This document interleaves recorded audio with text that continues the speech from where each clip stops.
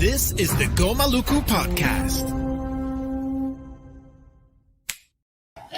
Hey, what's up, everyone? Kazali Horella here with the, so in a respectful way. Tabaya, respectful greetings. Good morning, good afternoon, good evening, wherever you are. This is a special episode of the Go Maluku podcast with lots of stuff for you. Joined by my co-host, Jocelyn Tingwen Hui Chen. Jocelyn, what do we have in store for the people today? Right, this is Jocelyn from Taiwan, and again, welcome to the Wazo Experiences of Indigenous Peoples live conversation. So first, we are going to talk about some context and impacts of the current war situation in Ukraine. And we know there is propaganda going on from both sides, so we're going to try to unpack the situation for our audience today. And then I think for a lot of people, you might be wondering about the situation and also like what kind of challenges the indigenous peoples are facing or are encountering in both countries. So we will update you on their experiences as well. And we also have a dialogue with international guests reflecting on militarism, conflict, and more. So joining us today will be the chairman of the Indigenous Democracy Defense Organization, Damon, Corrie, and Slow Food Indigenous Peoples Network Advisory Board for Asia, and also the spokesperson of Slow Food Ryukyu, Kitabayashi, and the youth leader for the campaign against the gene dams in Kabugao, Apayao, in the Cordillera region in the Philippines, Mia Aboran, and the Secretary General of the Alifuro Council, Huna Matuke. Sorry if I pronounce it wrong. And also the founder of YU Women Force in Colombia, Carmen Ramirez. And so we will start with the context and some impact. Yeah, so to keep things clear and crisp for you, we have sliced and diced it in mini segments. We'll be discussing the background, the demands that are ongoing on both sides, the latest developments, the media coverage, which is also important, human rights, obviously, diplomacy, the impacts of it, and the diplomatic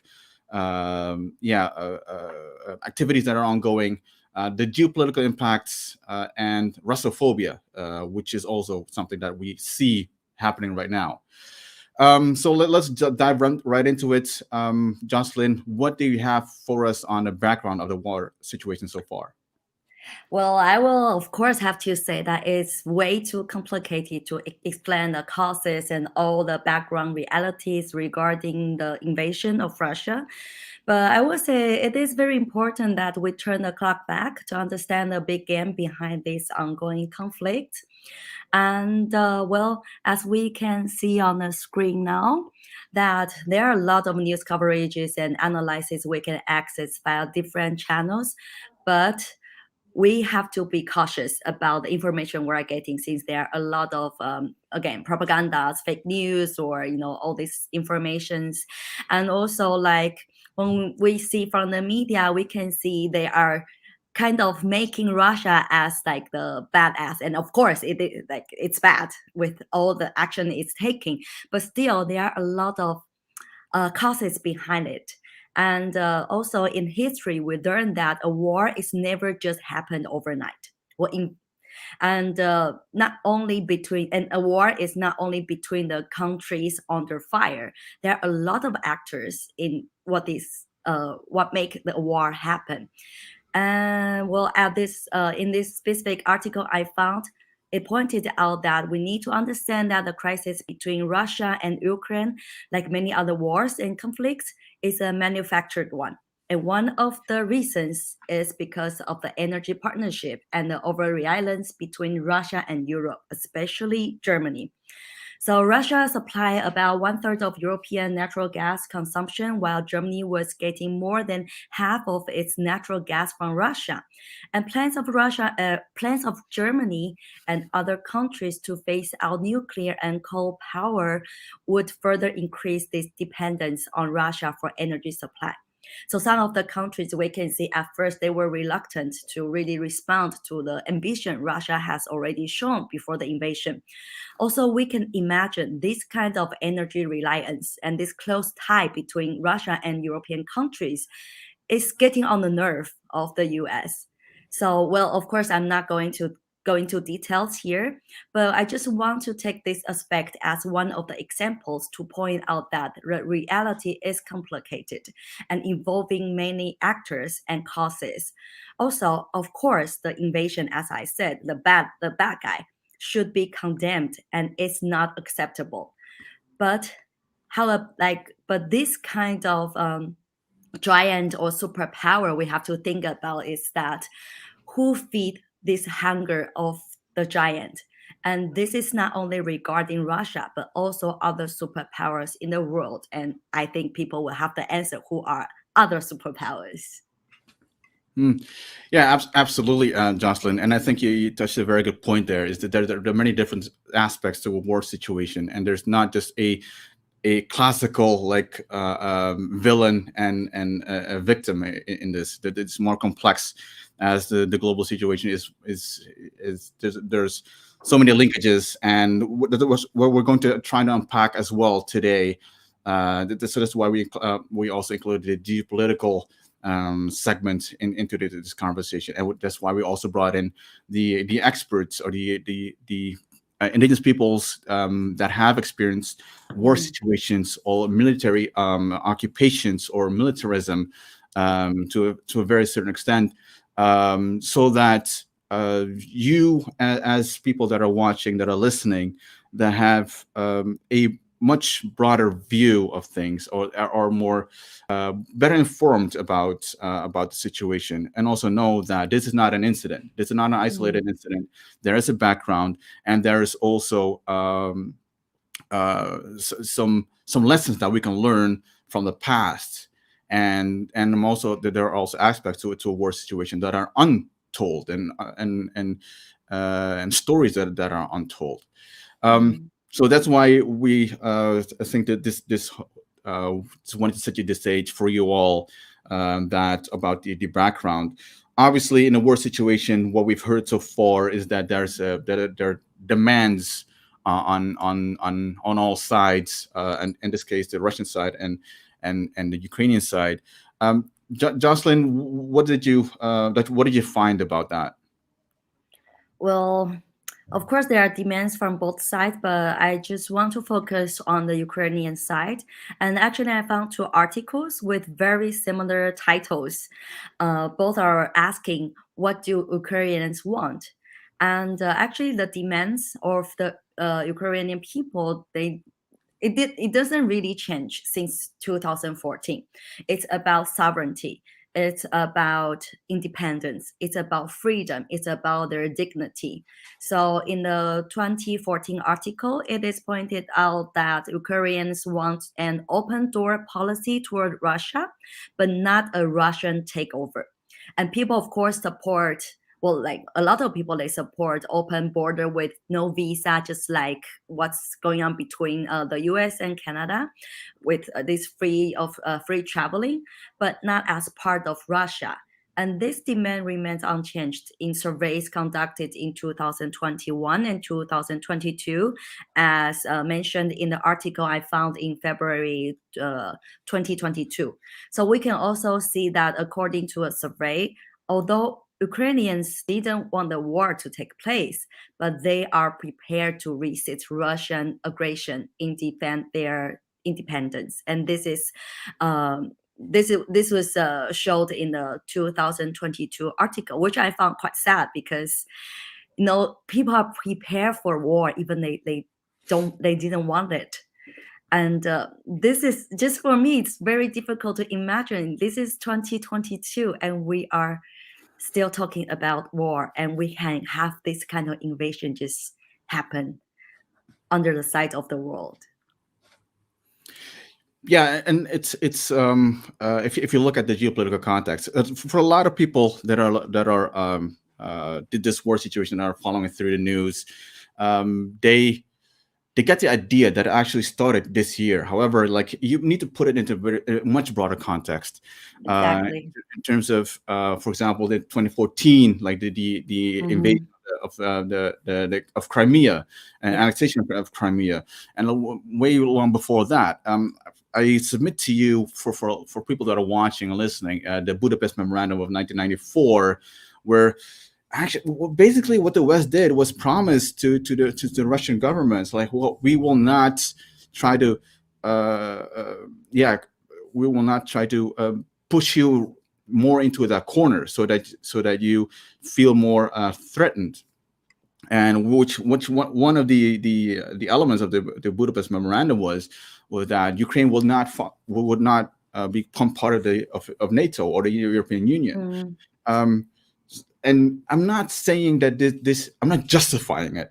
Definitely not justifying this war situation, but I do find it necessary that we become aware of what the reasons that both sides are especially for the Russian side, then to quote unquote the special military operation, whatever which has a very significant meaning within international law in the context when you compare it to a war situation. But and then you see the demands on both sides, which are right now you see that there's too much far apart. That so at this point, hopefully the cooler heads will prevail, and that people will start to think more about trying to come to some conflict resolution that does not involve World War III, that we're circling spiraling into that, but more in terms of a quick and swift and justified situation where of peace. So this is just my some of my thoughts on that. It's Jocelyn, if we segue to the latest developments, what do you have on that? Well, as maybe some of the people who are watching this live stream knows that I used to work as a reporter for TV. So of course, I do pay more attention to what happened to the media and also reporters. So it really it got on my nerve when I saw this article or saw this news 2 days ago. It is about a Russian reporter who was killed in Shillings in Kiev. And so far, we know that there are at least 4 other reporters have been killed during the conflict, including one American journalist and also one from, I think, from Ireland, and another one from Ukraine, and the other one, I think, also from Russia. But anyway, there's also television news crews reported that they were still being attacked after they told or after they identified themselves as journalists. And this is something really, I will say, really terrifying and very, I don't know, it worried me a lot because, we know that when the reporters are targeted or even killed intentionally, that it's very wrong. And we've seen that all over the world for the past decades because of like reporters reporting on the truth of development projects or like the violation conducted by the government against its own people. Like a lot of this kind of incident happened, well, not incident, but like killings or murders happened around the world for the past decades, and especially targeting reporters. I would say this is something we have to pay really close attention to, because this is an attempt to silence the voices of reality and truth, and also trying to blind people from what is really going on regarding a lot of different kind of situations. So this is definitely something the international society need to take actions to change this kind of horrifying situation, I would have to say. Yeah, absolutely. And well, you mentioned that, like something, and probably Damon can bring up. Knows who said it, is that usually when it comes to war, the first victim of war, without even a shot is being fired, is the truth. And this is what you're seeing is that when it comes to war situation, that the truth is being suffocated, and propaganda or censorship is getting is becoming more evident. And whereas the and you see all these reporters being abducted or kidnapped or silenced in any way, shape, or form. That is not if you're seeking, you would imagine, like if you're seeking for support from the international community, then the freedom of expression, freedom of journalism should be paramount. It should be, you should be, yeah, championing journalists that are seeking the truth and they're trying to report on various aspects of the war. And so that's why, I think it's very, very good that you brought that up. Something that I wanted to bring up in terms of the latest developments was, which is more, it's a little bit, which more in line with the work that I do, is the UN resolution that was just now adopted a couple of days ago, and it's just another UN resolution from the UN General Assembly urging Russia to end its war on Ukraine. The difficulty within the UN is obviously Russia being a member of the UN Security Council, having the ability to veto whatever they deem that need to be vetoed. So this is one of another attempt of the UN General Assembly,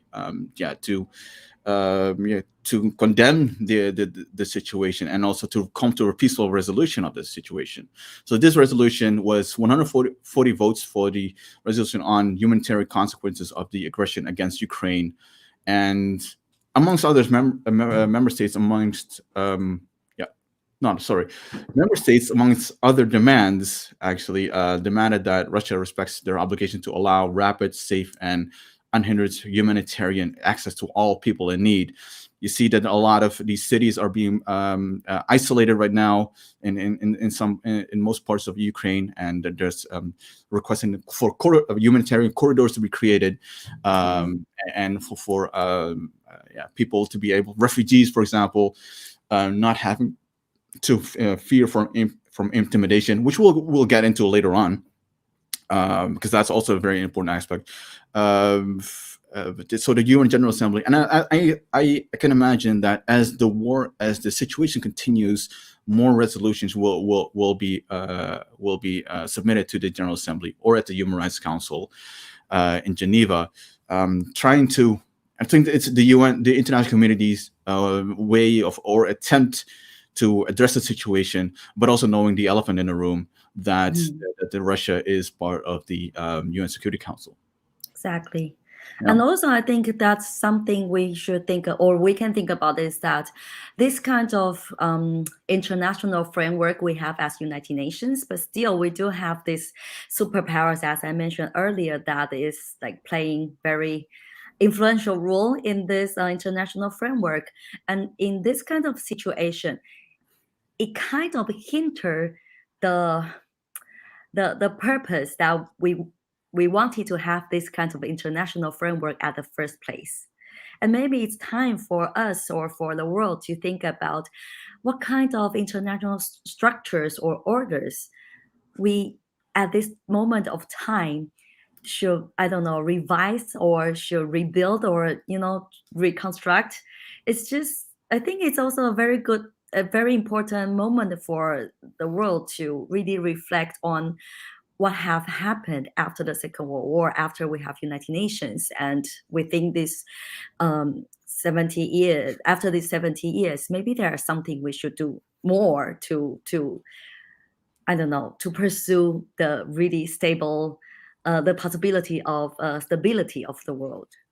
Right. Yeah. And also that what for example the former president of the General Assembly, Maria Fernanda Espinosa Garces, said, like that she wanted to have like multilateralism is on a decline, and I think this is an example of that, like that having what you're seeing right now is that there needs to be some kind of revitalization of the international community that is more ethical, that is that embraces empathy, that is more justified. And I think that is, in any case, that we should be trying to endeavor to seek that a more better relationships between countries and between peoples. That's true.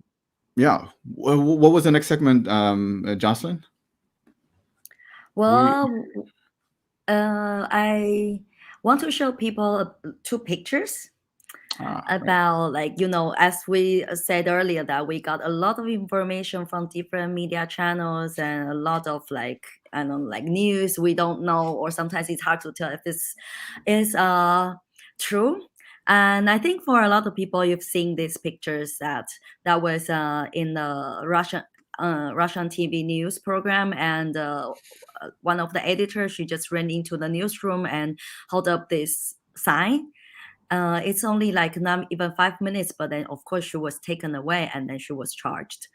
And but I want you to see this the other picture on the upper, I think that's left, that most of the words were erased on this one and only left with one sentence. And this is because now in Russia, it's a crime if you mention war. You cannot mention this term war. And we can see that the freedom of speech is seriously violated. And we also see from a lot of, like, social media that people they were just mentioning that what's going on, or they didn't even really say anything yet, then they were taken away, no matter if this person is against or pro the war. So again, with media, it's really getting me to think a lot about what is going on with the situation, and also when we are valuing the media, and also we have very convenient access to the media, but what can we do to ensure that the freedom of speech, and also to ensure that the safety of those people who are trying to tell the truth, who are trying to reveal the reality, can be safe in this kind of situation. And I'm not talking about only in the situation of in Russia, but all over the world. Again, that's something really people tend to, I don't know. Sometimes I even heard people saying that once you choose to become reporter, then that's a risk you should take. And for me, it's so wrong to say that. It's just like to blend the soldiers to saying that, oh, you should not join the army, then you have to take a risk to sacrifice your life. Of course, I think it's maybe not so much compatible, but still, this is something that kept me thinking a lot. Mm-hmm. Yeah, I think this lady, I'm trying to look up what her name was, Marina Marina. Ovsi. I'm gonna butcher this. I'm so sorry, Marina Ovsyannikova, the protester in that photo that's been going on all over the world. It's such a brave woman, and I think last thing that I heard, her whereabouts were uncertain at this point. So I hope that she's doing okay, and then also hope that this also sheds a light on the on the need again for accurate media coverage. When you talk about media coverage, and this is what I wanted to contribute to this to that particular topic, is which is something that I like to point out, is that because there's so many propaganda out there going on from both sides, that it's hard to make sense of all this. So that's why we're doing this live stream, for one. But if you place close attention to the media coverage of the mainstream media, you see, at least I see two patterns emerge. One is that politicians are super hawkish for a confrontation, whilst we all know that a conventional war starts with conventional weapons between Russia and its allies, and for example, the West and its allies, doesn't necessarily ends that way. So that is something that I wanted to, that I found that we need to point out, and that the mainstream media should be very careful of, in terms of, like, what are you showing to the public that can actually contribute to, like, to scaling down and de-escalating the situation.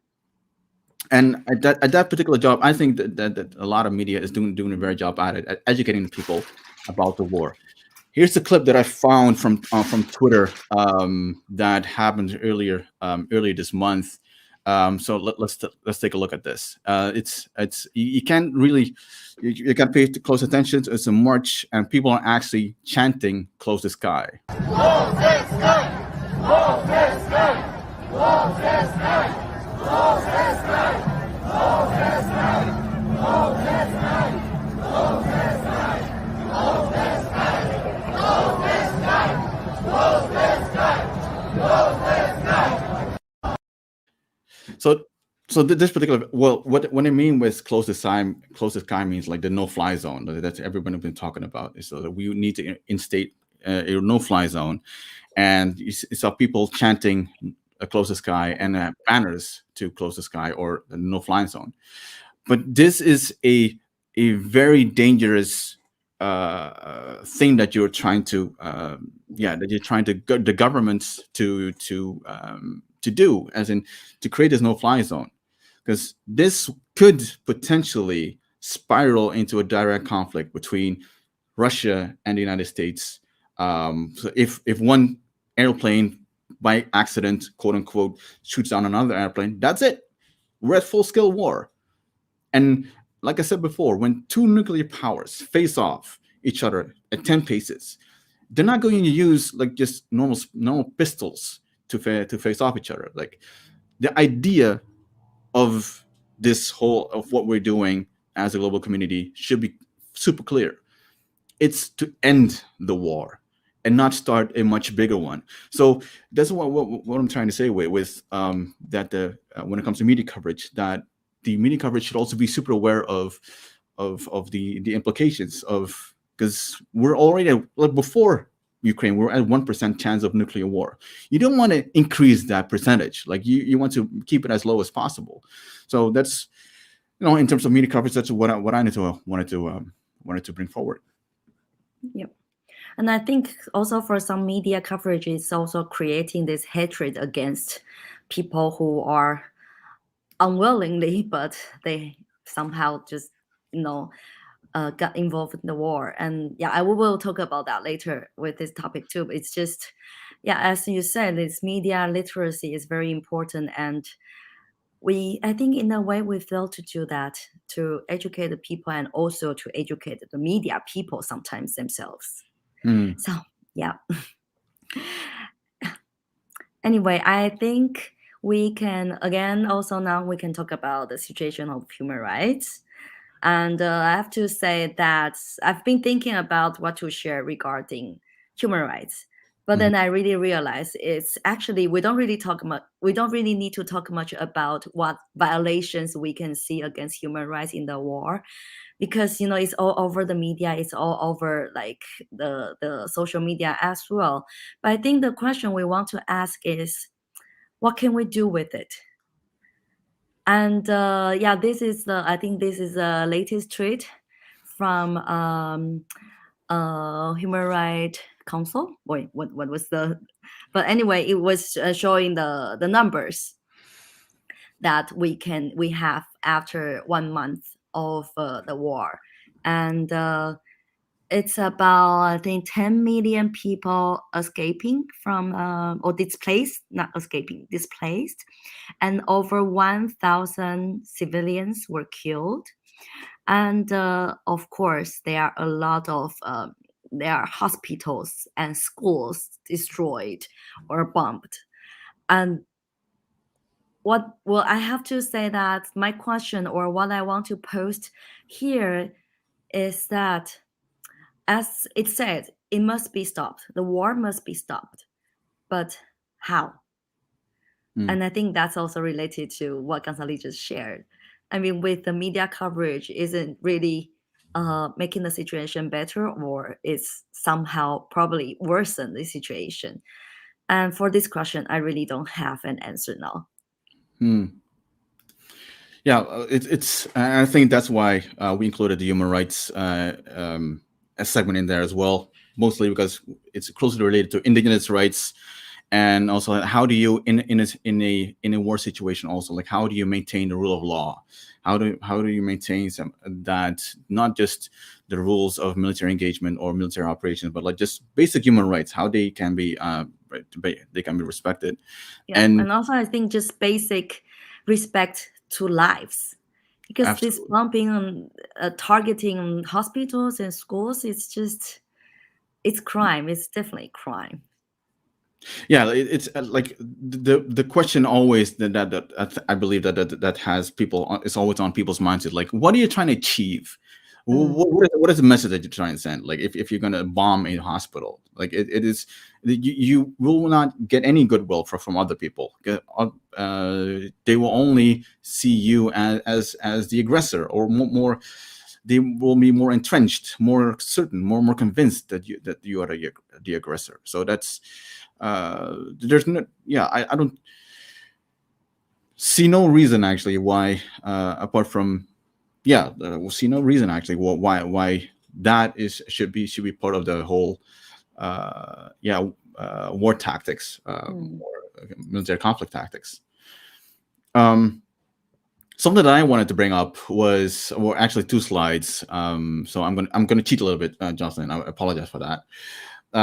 One is, so what we're obviously war situation, humanitarian situation is getting out of control, and Ukrainians are trying to flee the country. However, what you do see is that not just Ukrainians are trying to flee the country, but also people of other ethnicities like Asians and African people. And this is what I found. So, for example, undocumented Roma refugees facing discrimination as they flee Ukraine, or many non-white refugees fleeing Ukraine caught in limbo at borders amid reports of discrimination. Fleeing war, facing racism, refugees from Ukraine meet challenges at Europe's borders. So there's this whole discrimination part. Like it is, you're already in a very dangerous situation, and then having this, and this whole Orwellian quote comes to mind when I read this, is that all animals are equal, but some animals are more equal than other animals.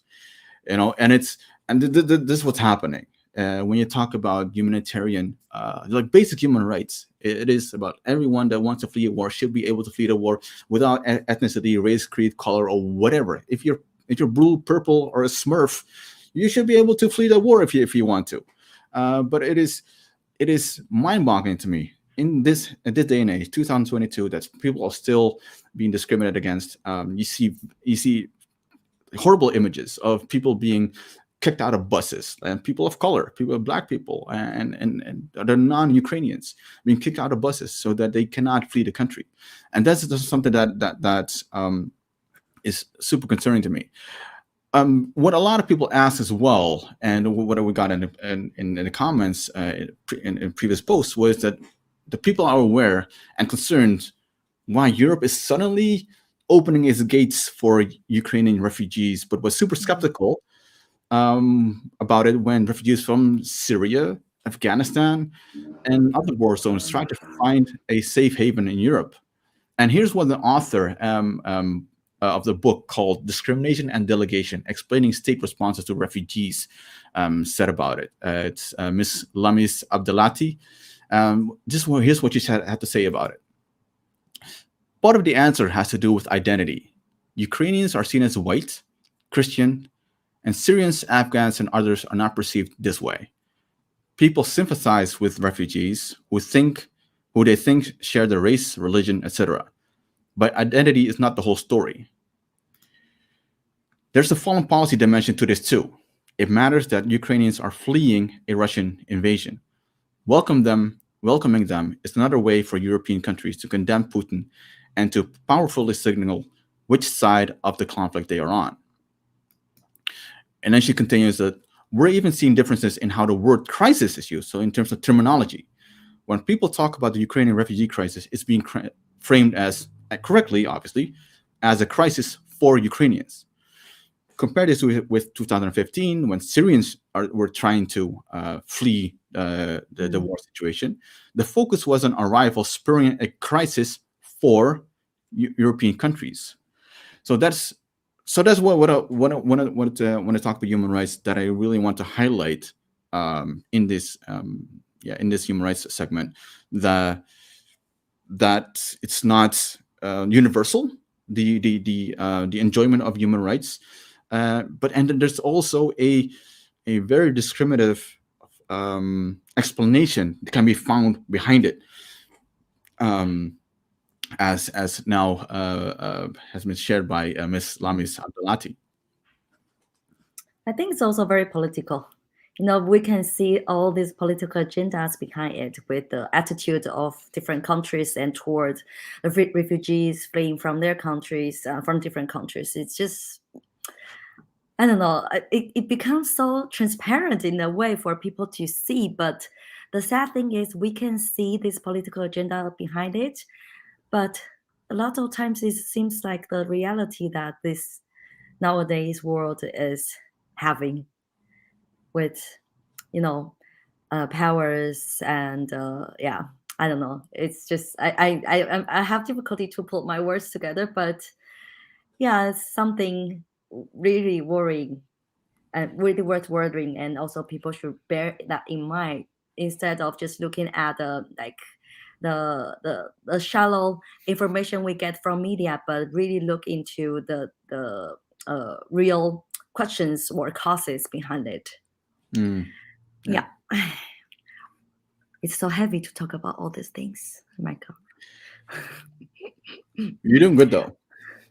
Well, let me talk about something a bit more from the bright side now. Okay. Okay, so then we have another segment about diplomacy, right? And well, as a person from Taiwan, I will have to say that the Taiwanese government is, for me, I would say they are grabbing this opportunity to enhance our how to say that, our absent our to enhance that our wait, I cannot come up with the word, to make us more seeable in the world in a way. Because for example, like when at the outburst of the COVID-19 pandemic, at that time Taiwan was doing relatively good comparing to a lot of other countries, and at that time we were able to supply like face masks or some other like medical support to many countries. And at that time we also come up with a slogan, Taiwan can help. We got a lot of international media coverage because of that, and people really noticed that Taiwan is doing very differently from China, even though people a lot of times they cannot tell what's the difference between people from these two countries. But anyway, this time that when the invasion took place, Taiwan immediately gathered medical supplies and sent those supplies to Ukraine. As you can see, this is the Instagram account from the president of Taiwan, Tsai Ing-wen, and also with the slogan, Taiwan can help. Later, we also sent clothes and other needed goods to Ukraine and also to Poland and also other European countries where the Ukrainian refugees gathered.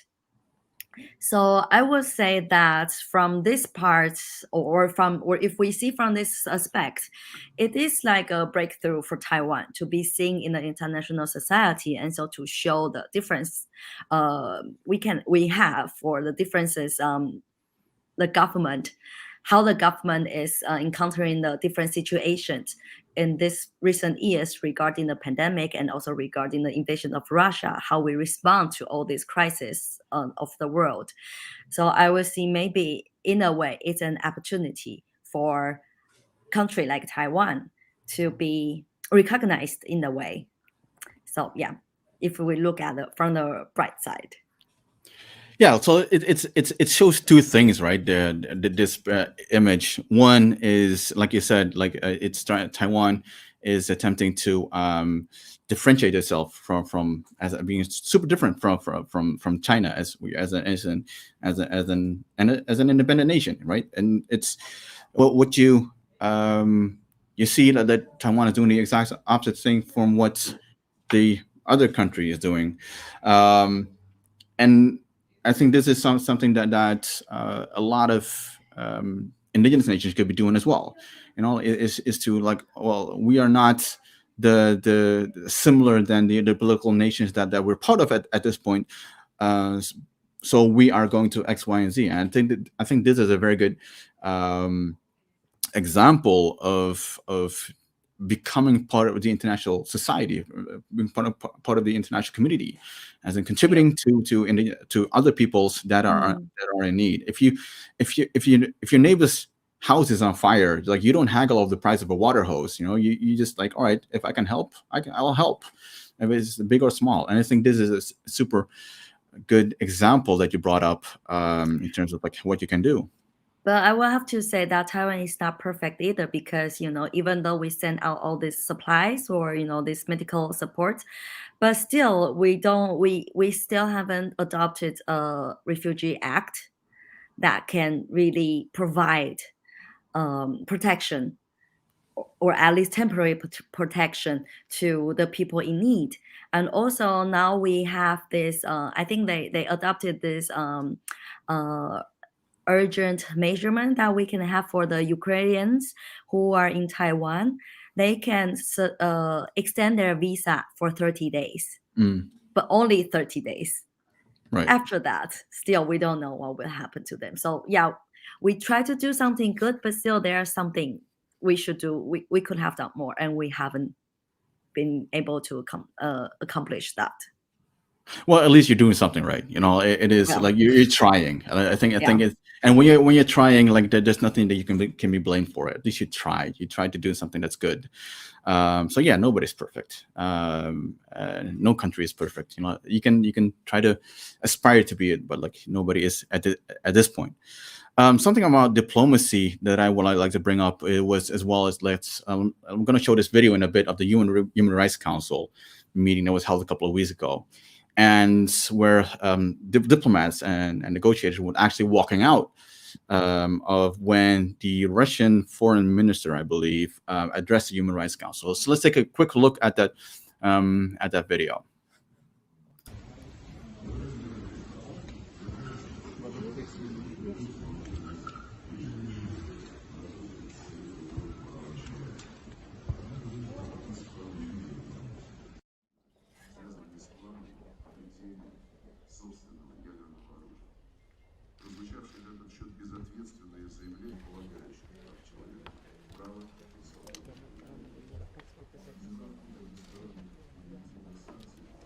UN has to take a very strong stance in defense of its own principles of the UN Charter, because what Russia did to Ukraine is an attack on the UN foundations, on the foundations of our cooperation. It's an attack on all 192, except Russia, member states. So this oh, It's like a concert with your ankle.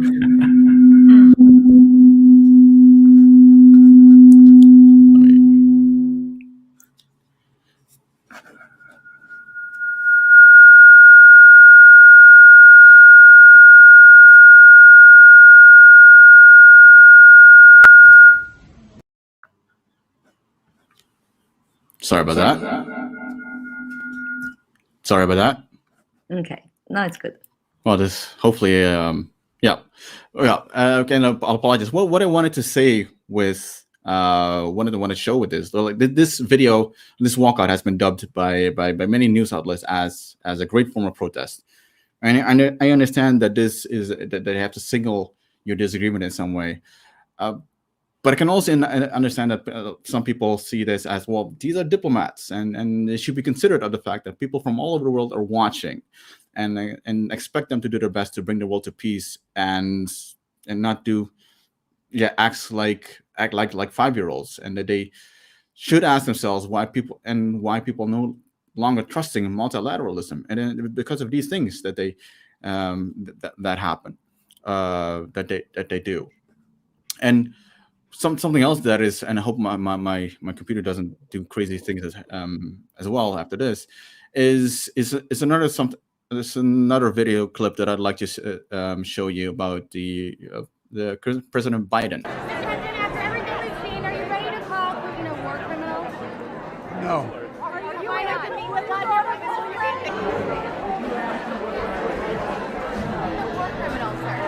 Oh, I think he is a war criminal. Will you be meeting with him?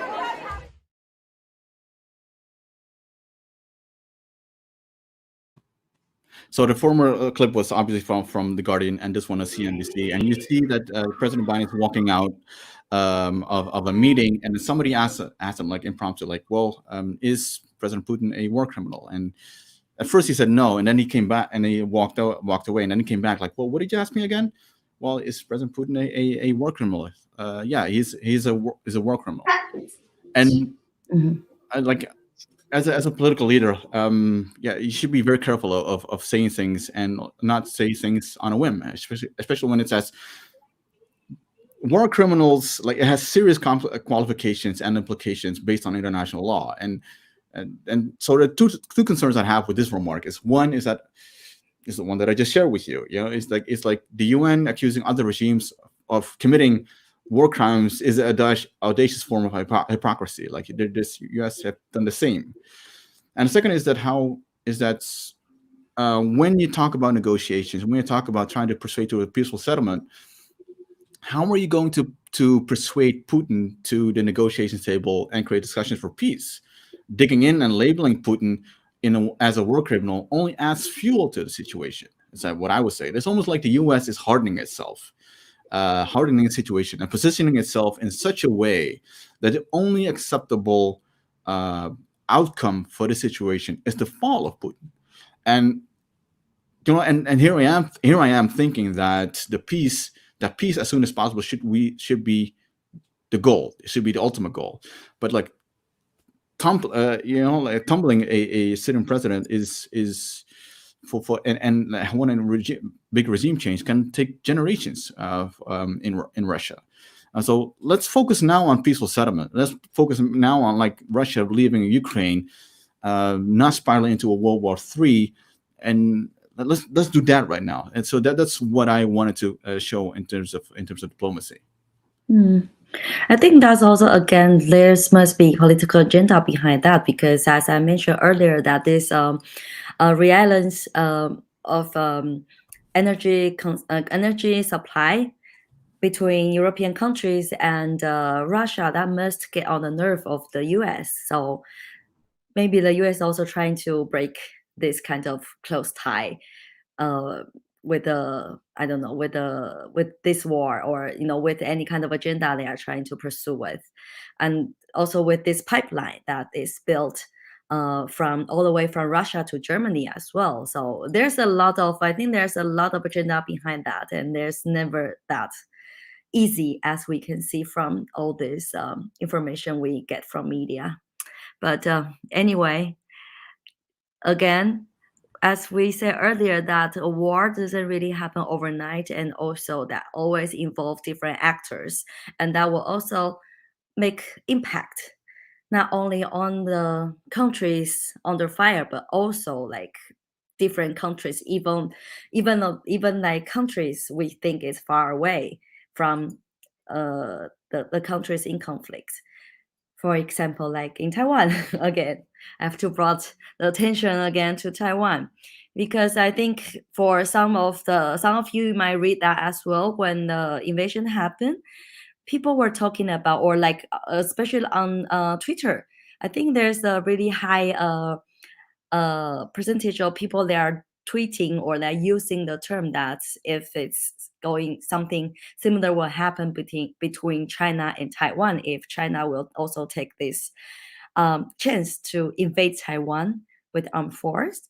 And that really, well, I will have to say, as people living in Taiwan, and especially as indigenous people in Taiwan, we do feel the threat, and we got nervous about that too. Well, at least myself, and also some of my friends, and the Taiwanese government, they also take some measurements to enhance our military armed force. We, for example, like the soldiers, the military people, they cannot get on their days off. Because of that, they had to go on all different kind of preparatory works because of this kind of intense situation, even though it's far away from us. And a lot of information were flying in. For example, that there was a news coverage about China was planning to invade Taiwan this fall, and it was with very great confidence it can take over Taiwan in the fall. And because of this invasion of Russia and this high attention it got from the Western countries, so China decided to postpone this plan of invasion. We don't know if it's true, but this is some leaking information about that was flying around, and that really get on the nerve of people in Taiwan. And of course I think for other countries in this area are highly paying attention to the intention between China and Taiwan. But I think that's also for the time for people to think, like all these kind of claims of like Russia claiming or trying to take over Ukraine, and also China keep claiming that Taiwan was part of China, which is not true. All this kind of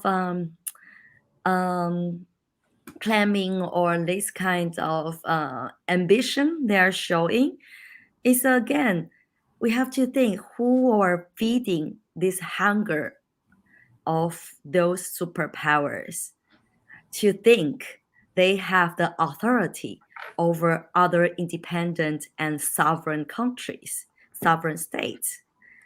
This is something we really have to think about. It's not just the issue between Russia and Ukraine. It's not only the issue between China and Taiwan. I would say it's an issue internationally that people should really think about and be cautious about. Yeah, which is part of this like the geopolitical impacts that we're trying to talk about. And like you said, Jocelyn, this is the slide that you wanted to show about this one, I believe. Yeah. Yes. Well, I think I just want to show that there has been a discussion not only for people in Taiwan, but also people abroad. And also from this article, we can see that for some people abroad, they are also thinking about if there's something really happen. First, how can they get their family out from the island? And second, how can they come back to the island and defend the independence and also to resist the aggression of China if that really happen? Right. And this is deja vu from what we just read from Ukraine, right? Mm-hmm. Yeah. And there's what a lot of people make the comparison as well, because if you look at Russia and Ukraine, you cannot neglect the China Taiwan connection. And there's some people actually see a parallel, like Ukraine is to Russia, what Taiwan is to China. I can very much understand like the concerns that the Taiwanese people have with the situation, as it's Russia leaning towards China, and how will that impact the livelihoods of indigenous peoples, not just in China but in Asia, in broader Asian region. Exactly. Yeah. So and also, as we got the information from our Russian and Ukraine friend, or especially Russian, that a lot of indigenous men and boys are recruited to the army, to the military, and that's the same thing. Well, not for the history for the past decades, a lot of indigenous men and boys were recruited to the army when Taiwan was under the colonial region of Japan. They recruited intentionally indigenous men to their military to fight in Second World War, to fight a war that is not our own war. And then that become like I don't know, it's like a common situation in Taiwan now. We do have a lot of indigenous brothers. They serve in the army, especially in all these special task force. That also means if there's really a war happen, a conflict happen, they will be sent to the first front at the first at the first time. Not for the first time. I mean for like immediately. The cannon food. That's what they usually are. Yeah. It's when it comes to geopolitical impacts, something that I would like to share as well is as what a lot of people are bringing up, is that, well, the the two wars, like Ukraine's not the only war that's going on, but actually there's Yemen. There's a war in Yemen going on, which is actually imposed by Saudi Arabia, and that's a huge humanitarian crisis that you don't hear about. And that is also like the main reason why we wanted to focus on the experience of indigenous peoples, not just in Ukraine, because everyone is focused on Ukraine right now, but what about the experience of indigenous peoples in Russia?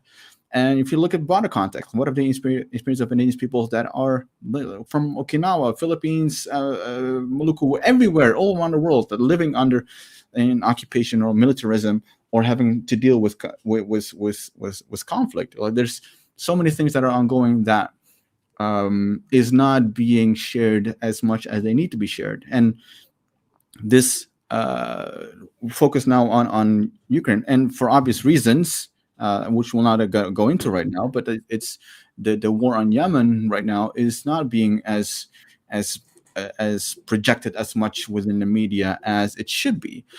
So I think why I wanted to show this slide actually, and is that usually when people point you to look to the left, something else is going on to the right, and maintain that this high level helicopter view, and try to keep tabs on whatever is going on. So that's what I want to talk about. And also, like this slide shared by Democracy Now! A Tale of Two Wars. Biden decries Russian atrocities in Ukraine while backing Saudi UAE war in Yemen. So it's something that people need to be should be aware of. Exactly. And that's why, and sometimes it's just sad that in a way all the media coverage is also controlled by certain actors, and that really prevent us from getting the full picture of what is really going on of the world. And I think that's also the same thing with the next segment we want to talk about with Russophobia, because like we see a lot of these cases happening all around the world. People got refused to get into a restaurant, or a restaurant run by Russians were attacked. They were, people throwing rocks or eggs to the restaurant, or, all these things happen, or the professors kick out Russian students from the classroom. It's just, I just can't help but think about the same thing also happening to Asians. These COVID hate crimes against Asian in America, and also in other European in other countries, that because of COVID-19, people think those are the Asian brought the this pandemic to the rest of the world, and no one really wants to get sick. No one really wants to have this kind of crisis to the world, and because it's also a risk to our own health and our own life as well. And I just want to say that the first time I really encountered racial discrimination was when I was in Germany. That was a long time ago, in 2006. I was there as an exchange student, and I was hit by a shopping cart run by a German old man, and he was saying some really bad words on me. I didn't understand what was going on, because at that time I spoke really bad German, so I didn't understand all these cursing words. But then my friend told me that there was like a really negative phenomena against Asian immigrants, especially Asian women at that time in Germany or in some of the European countries, that they thought all these immigrants are stealing their jobs, they're stealing their economic opportunities, and they're stealing their men. And that's why I was somehow attacked in the supermarket. And it's just, I don't know, with this coffee hate crimes against Asians, around the world, and also this Russophobia now we can see observe around the world. It's just sometimes we never really learn the lesson that we have from the Second World War with the hatred against different race, and this Nazi, neo-Nazi, and we can see all this conservative nationalist power or influence is increasing in many countries. Do we really learn from the history, or sometimes we're just repeating what had happened in the past? And yeah, that's something I have no answer, but it's really terrifying in a way. Yeah, it is. And there's you would expect that people in this day and age, 2022, with access to internet and Google is your friend, and people are. People should have the access to a lot of information, and also like you would expect the people also have access to some ways of behaving in a way that you should behave and learning from the mistakes that have been made in the past. This is a slide I wanted to show, and an article in a Dutch newspaper, and this is the only time on my podcast that I'm gonna flex that I know Dutch. Is this particular article says that a landlord in Amsterdam, he attempted to throw a Russian expat out of his house onto the streets, just because this guy was Russian. And this is what Russophobia is about. So it's a xenophobic tendencies, particularly focused on people that are from Russia. And we're not talking about Russian government officials, but actually just regular people from Russia that are trying to make a living. The crazy thing that's mind-boggling to me is that since the war, regular Russian people have been labeled radioactive. Nobody wants them around anymore. For example, through this article, like throwing someone on the streets. I mean, these folks have done nothing wrong other than to live somewhere with a roof over their head.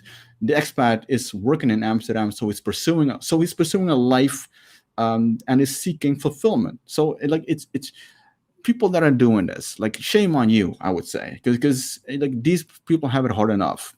Everyone is being affected by the war right now. So a little bit of compassion, a little bit of empathy is towards the people that are not just the people that are from Ukraine, but also people from Russia, not just regular people, but also indigenous peoples, that are really in Ukraine, and indigenous people that are living in Russia. A little bit more understanding towards, and I think in the next segment, when it comes to like indigenous peoples actually from both countries, telling what it is, like you'll definitely get a very good view of how they experience the support or lack thereof from the indigenous peoples movement on the situation in happening right now in Ukraine and Russia. I think as the war, the consequence is not only bared by, like, for example, the so-called victims, but also from the other side, because I think in the war, everyone involved or impacted are victims, especially in this situation. This is like a war of one man, but the whole generation or several generations of Russians, they had to carry this burden, they had to carry this crime. And with all this misunderstanding and this, I don't know, this false image of them. Yeah. So I guess that's what we have in terms of context impact. It's quite heavy and a lot of information, and also, but I think this is important for people to think, and these are some of the elements we want to bring to your attention. But of course, there are a lot of other aspects we can pay attention to or try to seek for information about. And of course, for this live streaming discussion, the most important impacts or the most important focus we want to draw your attention to is about what is going on with the indigenous peoples in both countries. So the experiences of indigenous peoples in Ukraine and Russia. Yeah, absolutely. But if you're expecting to see our friends and colleagues from Russia and Ukraine to join the live stream, you're mistaken. We won't do that. The security of our indigenous friends from both countries is very important to us, and the people that are joining the conversation, the panel, and everyone actually involved deems that the security and privacy of these people is paramount. So, given the current circumstances and fear for harassment and intimidation or worse, we're not going to show them live. Exactly. But alternatively, we have spoken to them and asked questions about their opinions and experiences via various ways. And so we've made their replies anonymous and turned into slides to respect their right to privacy and security. So while still providing them with a platform and the ability to share their experiences, we try to, we are not going to show their details or anything that might reveal their identity.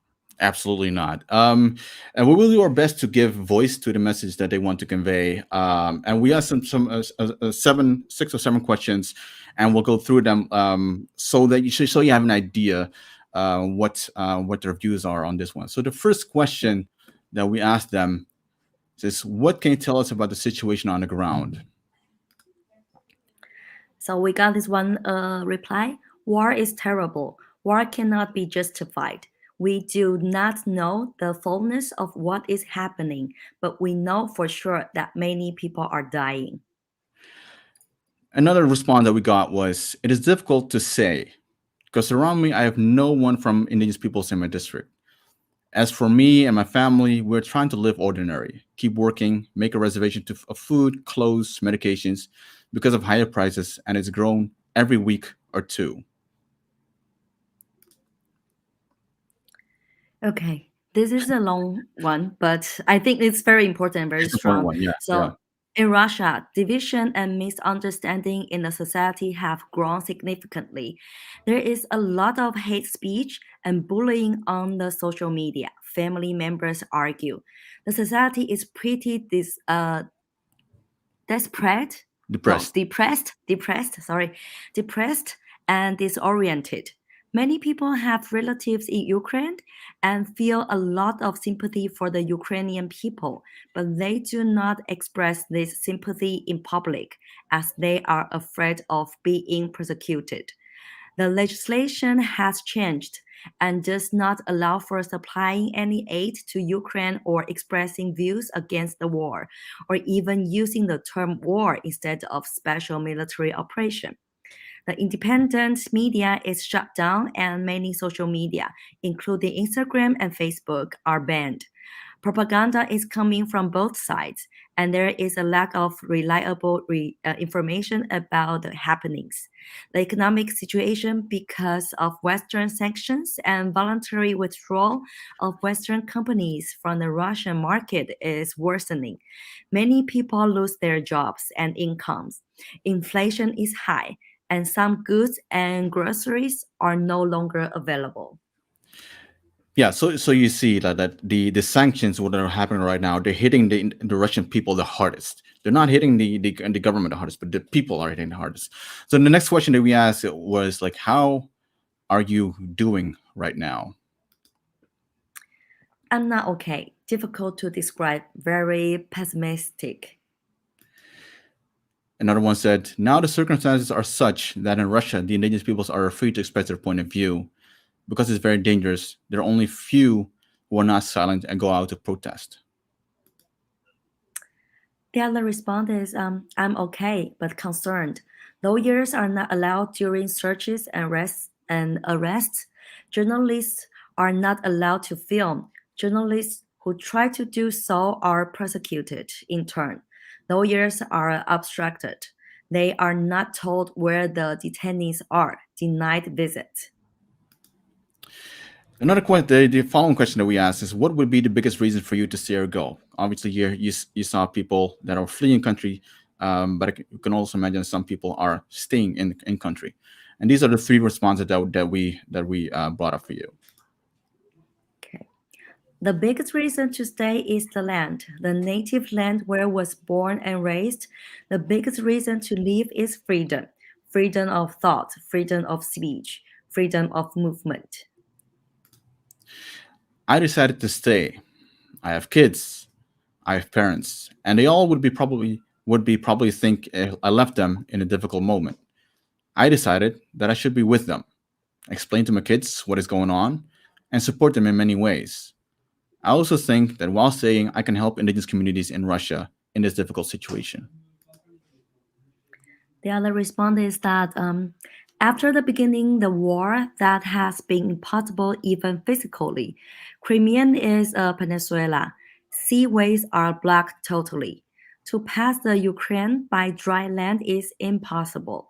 To go to Russian mainland has no sense because there is not safe place to me and my family, including children, and at the same time to go from Russia abroad is legally impossible because firstly we need to get so-called passports for abroad from Russian authorities for all members of my family, which is very doubtful, and to have money for the travel. Finally, there is not transportation between Russia and other world mostly. One other question that we asked was, are indigenous peoples more vulnerable than others? This reply we got is economically speaking, definitely. Also, indigenous people's lives in some areas depends a lot on relations with government. So it might have consequences to openly disagree with it on some things, unfortunately. Indigenous peoples are already suffering from violations of their rights, and in conflict situations, this negative impact increases. Access to real information, access to justice, the ability to defend their rights, all this and much more indigenous peoples lose during such international conflicts.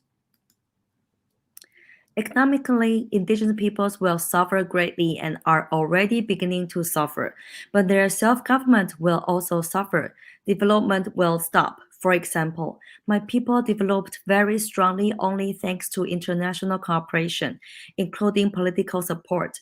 Now that Russia can ignore international law, my people will lose their former security and the voice of the indigenous peoples will become even weaker.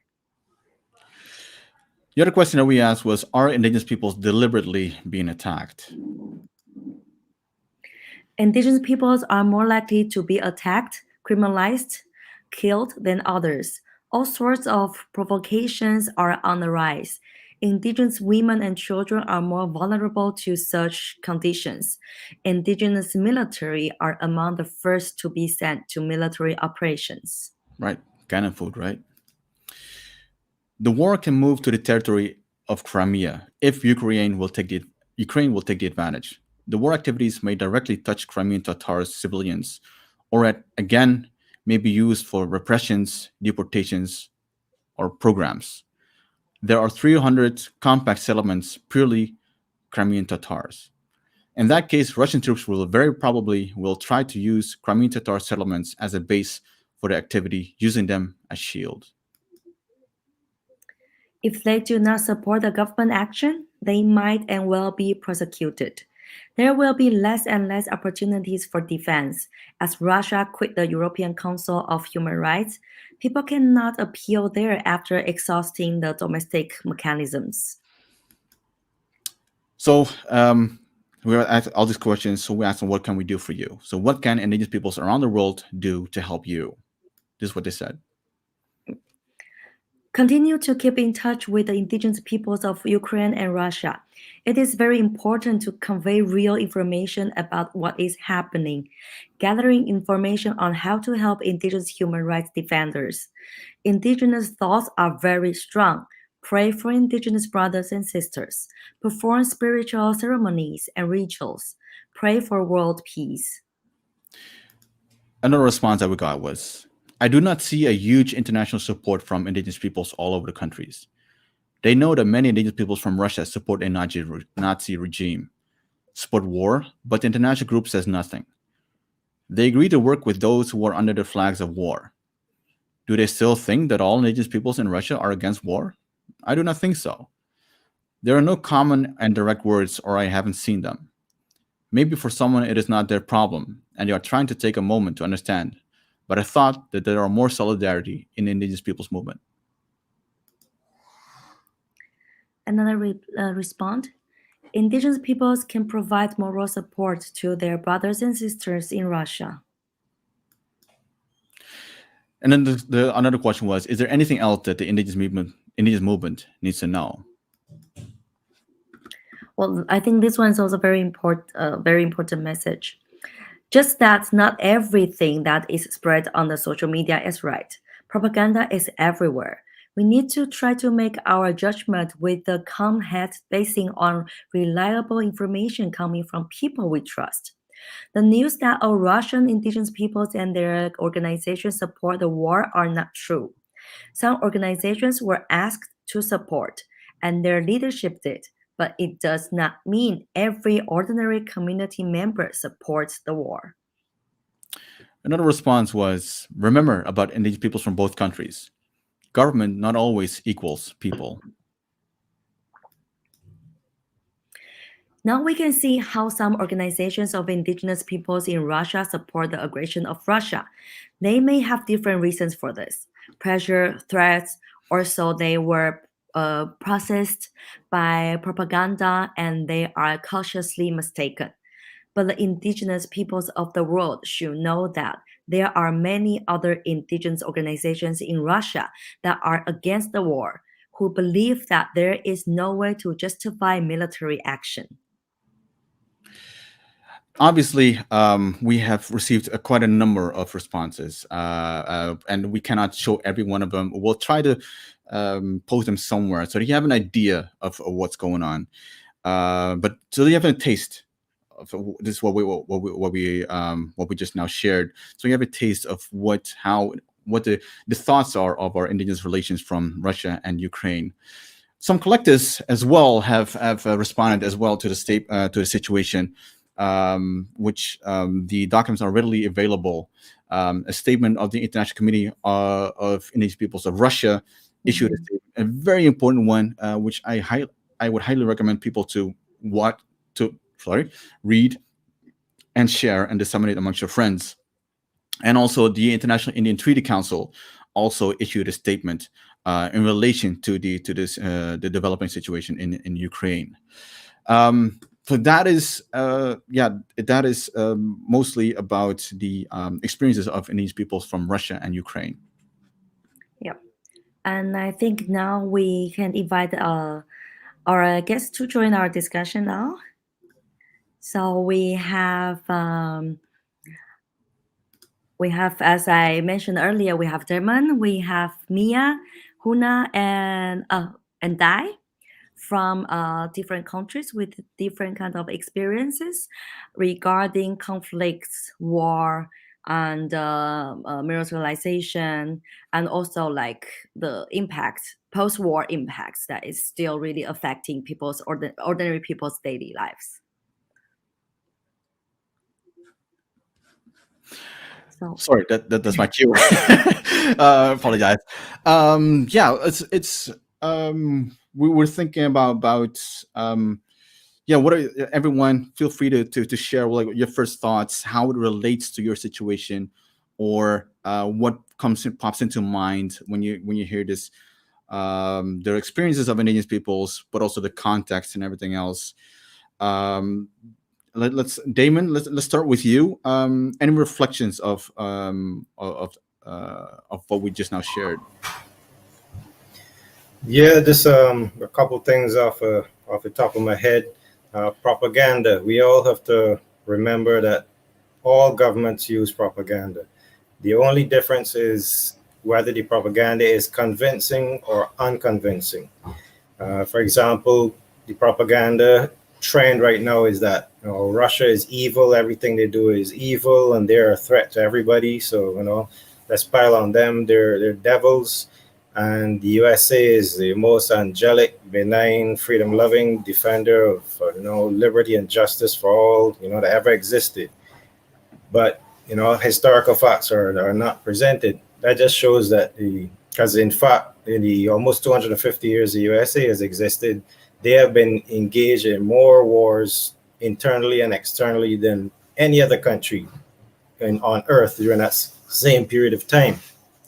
But the Western propaganda is so convincing that the world has that impression that, this is the greatest country on earth, and if they're doing something, there has to be a right reason to justify it. So we should err on the side of caution and more trust what the Americans tell us. So that's the difference, where the Russian propaganda is not very convincing. And so, as well as RT and other entities being shut down, we're not getting the full picture. But we all know too that it was absolutely illegal and wrong for Russia to invade Ukraine. There's no excuse or justification for that. But as everyone has said before, there are mitigating factors that led us to what we're experiencing today. The US did promise Ukraine, give up your nuclear weapons and we'll protect you. They did promise Russia, no, NATO will not expand beyond Germany to the east. So there are many things that they themselves broke their word, and yet they want to have clean hands and remove themselves from any kind of culpability in what we're seeing today. For example, everybody was incensed when Russia said we will not allow any weapons of mass destruction to be based in Ukraine. That's on our borders. We will never tolerate it. But forgetting the USA did the same thing. Cuba is also a sovereign country. When they had Russian missiles based in their country, they could have used the excuse that, yeah, we are a sovereign nation. You can't tell us who to ally with. And if we want to have a military agreement with Russia, that's our right. It is their right. But the USA still threatened nuclear war if those missiles were not removed because it was 100 miles off of the USA's shores. So why then why is it illegal for Russia to say the same thing with they don't want NATO to base any nuclear missiles in Ukraine, which is literally on their border. So I see both countries were legally correct in taking a stand that, threats so close to their home shores will not be tolerated. But yet when the West does it, that's okay. But if Russia or anybody else does it, or they're wicked, evil countries that are not respecting the sovereign rights of other nations. You can't have it both ways. It's either one standard for everybody or no standard for anybody. Another thing too that, I'm going to tell you now for the first time, I've been in contact with officials in the Ukrainian government and letting them know that I do have a lot of journalistic contacts here in the 15-member CARICOM block of countries that are willing to carry stories about the crisis in Ukraine. But that was all well and good. Everybody was, yes, that's great. We have really no voice in the English-speaking Caribbean. You would be welcome. But then when I specify that, well, particularly I want to cover what's going on from the indigenous Ukrainian perspective, because that voice is not being heard in international media. We're only getting the state actors' propaganda. Then all of a sudden, my offer was not so attractive. And, they were no longer interested in indigenous journalists coming to Ukraine to broadcast the indigenous perspective of what's going on. So, but that, on the surface, that may have, seem surprising and contradictory from the image that we're getting. But in reality, neither the Ukrainians nor the Russians have ever truly been pro-indigenous rights or indigenous peoples. They always tend to view the indigenous peoples with some suspicion. The prevailing view among most Slavic peoples is that, for example, like the Crimean Tatars, those are not Slavic brothers. They are Turkic peoples. They're Muslims. They're not Christians like us. So they're historical enemies. We can't really trust them. So when the Soviet Union was persecuting the indigenous peoples in Ukraine, the non-indigenous Ukrainian majority sort of stood on the sidelines and observed. And not our problem. Why should we get involved? So now that Russia has turned on them, their Slavic brothers have turned on them. Now they're wanting solidarity and everybody should stand with us. But they themselves sort of grudgingly were supporting small incremental steps towards indigenous rights in Ukraine, but they do absolutely no side supported their international legal right for autonomy within that country as indigenous peoples. So we have to, and then another thing too that we're not taken into consideration. I hear a lot of people rejoicing when they're seeing those Russian soldiers getting killed by Ukrainian defenders. I mean, if I was in Ukraine and my country was invaded, yes, I would be killing the invaders too. But we're not realizing that among those conscripts that are being killed, these are young lads who they have no choice. They're not volunteered members of the Soviet military. They were forced to join the Russian army. So they don't want to be there. They don't want to be fighting this stupid war, but they have to be there, and they're the ones getting slaughtered. So I can't personally feel any kind of joy or satisfaction every time you see these war porn videos of these young men getting obliterated. Among them, too, we're forgetting that the Russians are taking young Tatar men, indigenous Ukrainians, putting them into uniforms and sending them to the front. I mean, in their minds, they're just getting rid of more, undesirables in the society, so they don't care. But the Ukrainian defenders may or may not know that, the case of the young men that they're killing, they don't want to be there. So obviously their morale is very low. It would be much better if they could try to capture as many as possible instead of slaughter them. The only Russian troops in Ukraine that actually want to be there are the few special forces like the Spetsnaz and the infiltrators, the saboteurs that are being found in the cities in very low numbers, and the special troops that are trying to undertake the assassination attempts on Zelensky and so on. But you're talking about 1% of the Russian forces in this conflict. 99% of those getting killed are literally innocent. They didn't want to be part of it, but they were forced to. So, it's all well and good to see it as a black and white issue and it's the good guys versus the bad guys, but it is never that simple. There are so many nuances and intricacies to a conflict that the average person who thinks from an emotional level instead of a logical level doesn't take into consideration. The point that you guys brought up there about the walkout, to the average emotional thinking person, yes, show solidarity, that was great. But logically, how can you claim to want to negotiate a peace if you don't even want to hear what the other side has to say? So that walkout was very childish and undiplomatic. But a logical mind will see it that way, but an emotional mind, thought that it was something great. So that's the problem. I mean, yes, every human being, I think, or most human beings in our hearts are against war. But with the use of propaganda, also, most human beings can be convinced in their mind to support a war with the selective presentation of facts. So, I mean, when you see people in Russia who are towing the government line, there's a lot of fear involved in that as well. It's not the one good thing about the West is we can peacefully dissent and disagree with whatever the state is doing. But obviously our fellow human brothers and sisters in Russia cannot do that. They don't have that privilege.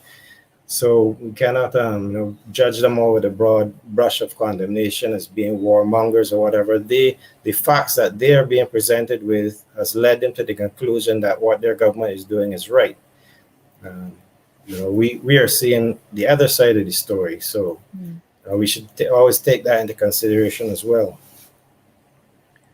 I think thank you, Damon, for bringing that up, because it's a very important reminder to all of us as well. Of course, we come to emotional response at the first sight when we got all this information, but then we really have to think critically, also to really reflect on ourselves or our experiences, how we see all these things.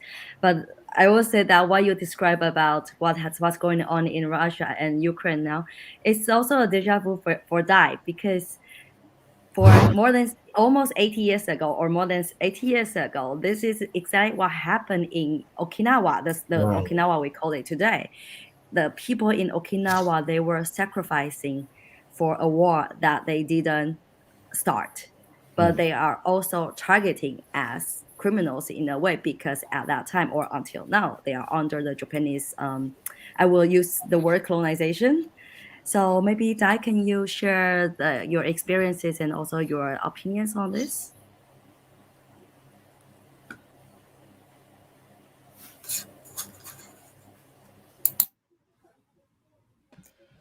Sure. Thank you, Jocelyn, and thank you for having us with you guys tonight.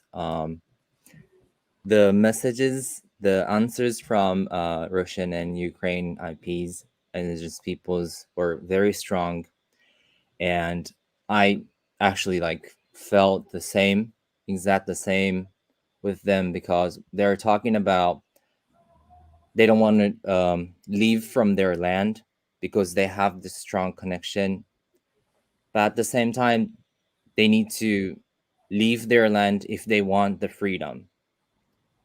It's like the exact the same. Even now and today in Okinawa, people from Ryukyu people didn't even want to start any war, any battle. But then our nation, Japan, started, and they used our land as the battlefield, and we did not have any choice. We're just running around, and those wound caused to our elders never be unhealed, never be healed, and it's even passed down to our generation, maybe next generations too. And we lost our land. It's land grabbed. Not only like our lands were fired, flattened, nothing to like lost the power to produce stuff, but they still stole our land to use their military bases. Like our people were killed, wounded by the war, but they're using our land to create or to continue or to sustain the battles around the world and next to us. And every day, every night, we see those airplanes going in and out. We don't have any peace moment. And they even contaminate our water, which is essential. No need to mention. And even though we do the referendum, they don't listen. We don't have any freedom. We don't have self-determination rights. And those 70 years, more than 77 years, we lost our own education, right to educate our own people. And we were banned our language. And we lost our language. So we lose our food, we lose our culture, we are losing our rituals as well. That would cause we lose our identity. A lot of people now, they don't recognize ourselves as Ryukyu anymore. They just believe that we're Japanese, without a doubt. And because of all these, they changed our industry. They changed our islands into military and also tourism. So like we don't have the right to continue the lives that our ancestors did. So people start to think Tokyo is the best, or outside of Okinawa is the best, and then we are suffering from youth migration as well. And then when we talk about peace, when we talk about sovereignty, we start to face fragmentation, like division among us, and we start to hate each other. And this is not something we started, we initiated. We didn't even like think about it. It was brought by other people, and it's still killing us. So by listening, understanding to the answers you questioned from Russia and Ukraine indigenous peoples, like I sincerely felt them. So we really need to stop this. Yeah, I was just as we mentioned that when the war happened, the aftermath is that you can't really imagine how many generations were still suffering from that. And if you have chance to visit Okinawa now, you can see all these military bases everywhere and all these fences and also the blocking from people to access their own land and even to access their own burial land and sacred Yeah. site. It's just, I don't know, for us it's you can, it's hard to describe how it is to see this. We think it's history, but it never really passed. Okay. And I would say that with this kind of military basis or militarization, Mia, maybe can you share your experiences? As in the Philippines, we know this is also a very pressing issue, that all this armed force that is used by the government to oppress indigenous peoples, especially regarding development project that indigenous peoples are protesting against. So what is your experiences and what's your view on that? Nice statement actually made me feel very emotional. Sorry. Because, okay, wait.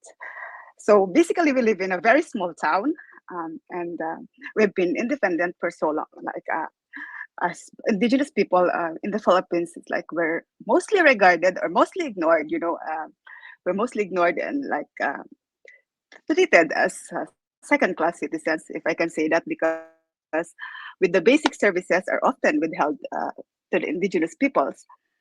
And then now we are in danger of losing our lands. We are in danger of losing our way of life because of developmental aggression.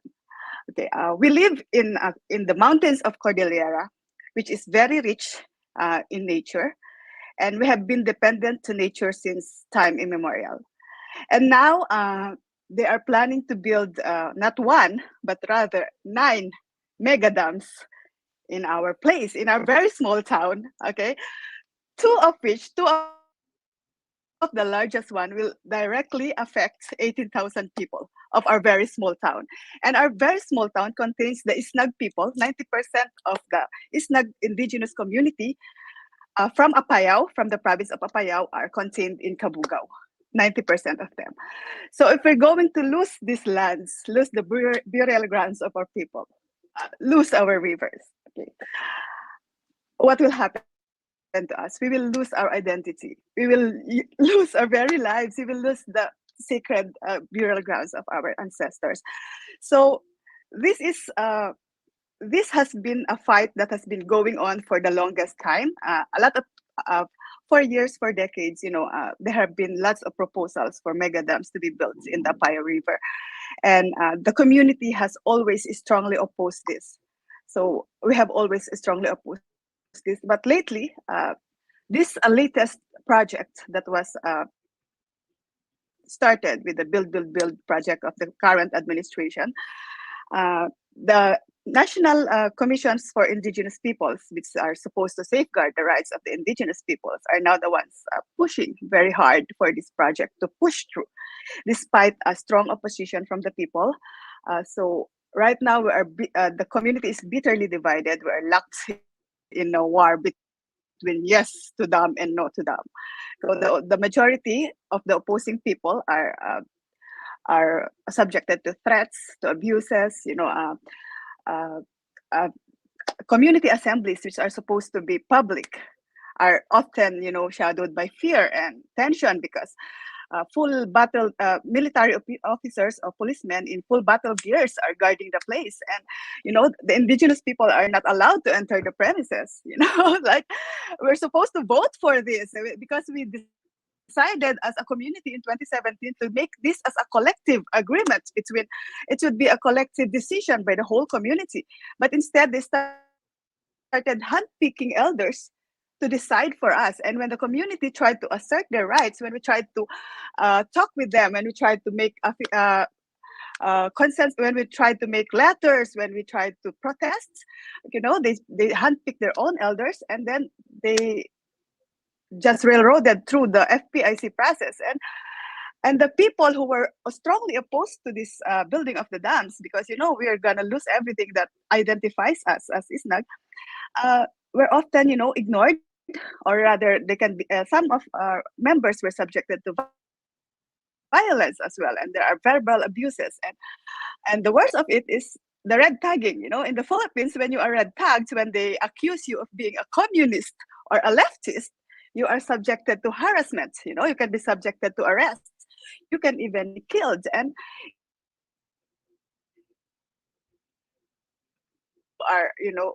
who are land defenders, who are protesting this. So if they will tell you you're a leftist, you're a communist, you're a member of the rebel group, immediately you lose your credibility, and people are afraid to speak up because of this. Because if a person is in authority, is the first one to talk to you that you are, you don't have any opinion anymore because you are a member of a rebel group. So it creates a fear and discord in the community. And the one thing also that is really leaving the community very much divided is that they presented these mega dams to us as something that is that will bring us development, that will give progress to our small town. And after withholding even the basic services from our small town, now they're presenting this as our savior. It's either you give up your lands and we will give you a better life. And so some people, of course, we're tired. Of course, we're tired of poverty. We're tired of living in the dredge of humanity. We wanted this too. We want this development. But when we see in exchange to what? I mean, like we die, we're gonna lose our language. We're gonna lose our very identity. And the Isnag people, we live in a very small community. There, we don't have any other Snag communities outside of this small town. So we are endangered of being wiped out. We're going to forget everything that makes us, that makes us Isnag people. So this is what's happening around the world. I think it resonates with me particularly because I can feel the vulnerability of the indigenous peoples. Like they will hold to us the basic services, and then they will leave us with this choice: you can give up your land, or else you'll stay poor forever. So it's a very, very right now. Actually, the two mega dams are already on the final stages of negotiation. Actually, they have already issued to them the certificate of precondition for it to be built. Despite very strong opposition, we're still very much fighting. We're still very much on the ground fighting for it, so that it could get. We want to remain hopeful. We want to remain hopeful that even with this channel, with this international community who are listening to us, that maybe before. Maybe we might have a fighting chance if people will be more aware of the plight of my people. So hopefully through this, maybe we can bring more awareness that the indigenous peoples are very, very vulnerable to developmental aggression, to wars, and to everything else. And we appeal to the international community to help us be heard, to help us so that our rights will be upheld especially in indigenous people's lands. Thank you. Thank you. That's I just want to add some point that, just one point that actually all this dam project is like all over all the Cordillera region. And I do have a friend who was shot because he was in a protest against that. And we also need to remember that behind this project, who are the investors or who provide the money to all these projects. And this again brings us back to the discussion about the superpowers, because a lot of these people or this country behind those projects are the powers or the countries we thought they are upholding the value of human rights. And outside their territory, they are investing in projects that is seriously violating people's rights. So yeah, I just want to add that point to this. Thank you, Mia. And particularly something that Mia that you raised in terms of like these hydropower what you call it, projects and something like that. Electric And then, power plants, yeah.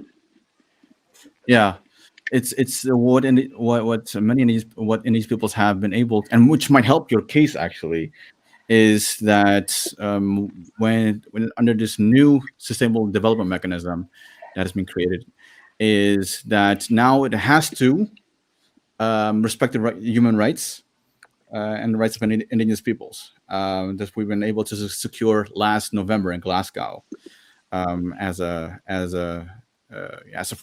guideline. Like it has to respect the rights of Indigenous peoples, and also when it comes to when they're going to design these activities, that they that you mentioned it, free by informed consent. You know, it needs to be respected before you even start to build anything. But that you have to respect the right of Indigenous peoples. It's the sad thing is that what we see right now is that the the uh, these 9 in the Cordillera region is not an incident. And you see it all over the world, and they're popping up like mushrooms all over the world. And like Johnson said, follow the money. If you follow the money, like like who's funding it. And in most cases, yeah, we do try to keep governments in accountable to human rights, but it is actually the quasi governments. It is actually the corporations actually that have so much influence in everything, and that's the dangerous part of it, because it's something that you can touch. Government you can touch. You can really like hold them accountable, but in terms of the quasi governments, in terms of the corporations, it's much more difficult. Meaning that they can also use or bribe in many cases the local governments in terms of using their powers to their advantage, and the powers that, for example, is using the military police, like you using that to advance your own ideas, to advance your own causes. Huna, let me segue to you on this. Is because you said something about military police being involved in some conflicts that you've experienced. Can you explain about what happened and what the role was of the military police? Okay, thank you so much. It's so deep when I hear this conversation. So, um, yeah, it's happened here now in Maluku. It's also in my area, in Naulu area, my tribe. And I can see how like the military or the police just go through or between one village and another village, and they what to put, but it's kind of like a politic there, and also um, they want hide like um, what is that, the leader or somebody had a power here in the area that make they uh, talking about the corruption or something like that, steal something, and they will come between. Uh, they know that some little problem, like the land problem, or maybe just youth or something like that, and then the military or the police suddenly they are there. I don't know how they know about the problem, but we know that there's something behind all things like that. But one thing that I see from the conflict that we passed through in my village, like the police or the military, like they don't care about um, the conflict between one village and the other. Like from my tribe, my peoples, they went to the police office, they report what happened there, but then like they are just ah it's just small things. Like they told us like that. Just going back would be okay. So for us, minority, I mean, like we are just small villages. We are just we can just yeah, we know the system. Like we have to honor the leader, the government, or anybody that had a power here. So we just follow what they said. When our leader, like the leader from the village, went to the police office and then they report what happened in the village. When he got the message that's going back, he just stay there, not doing anything, and they just waiting for attack from other village to, yeah. And we cannot run away. That is our words. We cannot run away from our land. Let's fight to keep our land. That is Nauru people. There's some area that's happened right now. What I see is the same problem. The police, the military, they don't care. People's report got reported maybe 2 hours before the big people's coming to attack them. They never do anything. And then suddenly, the next day, they once sent like 100 or more than a military to the place. But the villages are already run down. It's already gone. People's already run away to the jungle. And people got killed. So it's kind of like, I don't know, the politics is crazy here right now. And it is, I don't want to talking about this because I'm in deep depression because of the next Monday, I have a demonstration about this problem with the government. And it's kind of like go up to my, I don't want to talk about that. So I'm sorry, but it's kind of like I'm feeling it. Politics is killing our life. Like our people is really afraid to do anything. Even they see the police in the village, they run away. They don't want to be in the village. They run away to the jungle, and then they waiting till nighttime coming back. So no peace. That is what happened right now here. And I don't want to talking about the long time ago, maybe 15 years ago in 1999. It's more than what I experienced that because I live here and I go through all this. And we are still like, when we talk to, and we have to be careful with what we think, with what we thought that is, because we don't want to going back to the conflict 1999. So it's happened right now. We just want people to stay still and then just let's do peace in Maluku, bring him back. That is what we're going through now.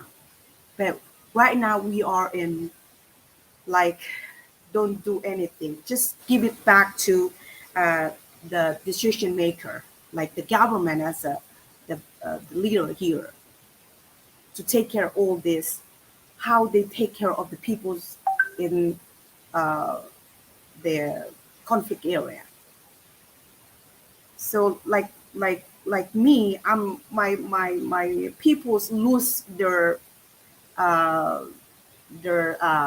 love trees, their coconut trees, and they live their life from there, and they lose everything. But the government is just promised to pay them back, but till now they never do. And so what we'll do, we want to fight with them, then you got killed or you got catch and then put it in the jail. So that has happened, right?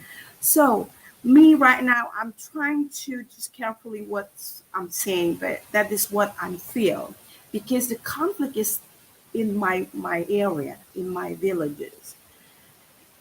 It's complicated.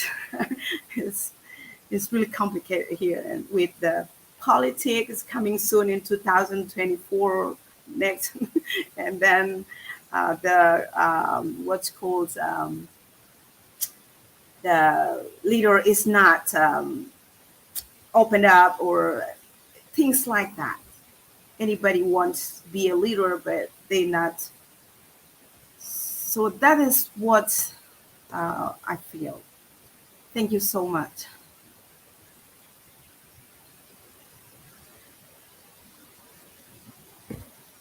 Appreciate it, Huna. Damon, you want to jump in on this? You know something you wanted to say?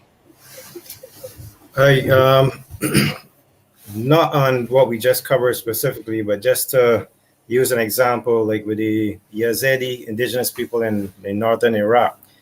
Now, going back a little further than that, the IDDO, as you know, Ghazali, we created this NGO, Indigenous Democracy Defense Organization, in 2014 when the Russians invaded and annexed Crimea. And we felt helpless because we have indigenous colleagues that were trained at the UN Permanent Forum on Indigenous Issues as we were. I myself trained in 2007 and 8 with your mom, the liberation hero Pelpina. So when our colleagues got caught behind Russian lines, and the first thing we could do was use the pen and make news articles about it to highlight the plight from the indigenous perspective. But we also wanted to do more than that, and we had come up with plans. I don't know if you probably recall, Ghazali, we were fundraising and ready to send satellite phones behind enemy lines so that the flow of the truth could keep coming out from our colleagues there. So that was the whole genesis of the IDDO. But now, fast forwarding a little more to the future, 2014, that was also the same year that the genocide of the Yazidi people in northern Iraq started. Western media did a good job of convincing us that it was an isolated ISIS, Islamic terrorist event, and it was typical. It's us versus them. There's a bad guy out there we have to deal with. But in dealing with the Yazidi people directly, their former leader, spiritual leader, the Baba Sheikh Dawood, who has since passed away, I think last year he died. They appointed me in 2017. You were at the UN with me too at the same time, Ghazali, as their ambassador at large to represent their cases at the Permanent Forum for Indigenous Issues. And so I took that role seriously, and I've been trying to help them ever since. We recently opened last year a diplomatic mission here in the Caribbean to keep pushing their issues, because the governments in Iraq have gone back and forth between ones under American control versus ones under Iranian control. And despite our perception, Western perception of Iran as being one of the bad guys out there, actually Iran has been one of the best friends for the Yazidi people in northern Iraq. I helped them write a constitution for the autonomous region that we were still trying to found. The pro-Iran government that was in power when we started was very supportive, and we had several meetings with them. But then, because the Kurdistan in the north, they already have an autonomous region recognized by everyone in the world, but they are under basically Barzani and his regime are under CIA control, and they're very hostile to the Yazidis. They've been annexing Yazidi territory and taking the oil wealth from Yazidi lands and selling it through the Kurdistan regional government back to the West. Those sorts of things are not mentioned in Western media because we want to portray, the West are the good guys and everyone else is evil. Even ISIS, I have received videos from Yazidis showing U.S. troops shaking the hands of ISIS members who are passing American checkpoints and going on to do whatever evils they went to commit. So there's a lot of propaganda in the West, and we don't realize that. Isn't it curious that ISIS supposed to be Islamic terrorists, but yet they only seem to be attacking countries that are not under the control or supportive of Western regimes. They have not once launched a single attack on Israel. Now, from what I know, Israel is the #1 target of true Islamic terrorists. They don't hate anybody more than the Zionist state. So why is it that ISIS supposed to be this kind of entity that, the image we are being given, yet they're not attacking any Israeli targets? On the contrary, they're attacking all the targets that the West is against: Syria, Libya, you name it, destabilizing Iraq. So that in itself is another classic propaganda that most in the West genuinely believe the story we're getting at ISIS. We're getting back to the Yazidi people.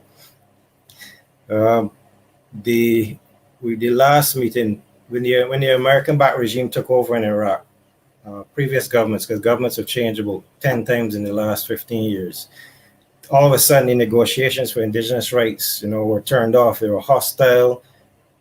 Things got very sinister. They invited 2 of the Yazidi leaders to a meeting in Baghdad, and on the way there, Kurdish assassins murdered them on the highway, basically turned their car to Swiss cheese. And so then they thought, when that regime was in power, they thought that I was still in Iraq, but I had already left. Regimes changed, the pro-Iranian government came into power, and they assumed that I had been arrested. The first thing they tried to do is ask, where's Mr. Corrie? Which jail is he being held so we can have him released? I was already out of Iraq safely, though, so that was not the issue. But just showing you that Obama was in power at the time. When the Yazidi genocide happened, the Kurdish forces that were backed by the CIA, they withdrew from the Yazidi areas and stood miles away observing the slaughter of the Yazidi people by ISIS forces.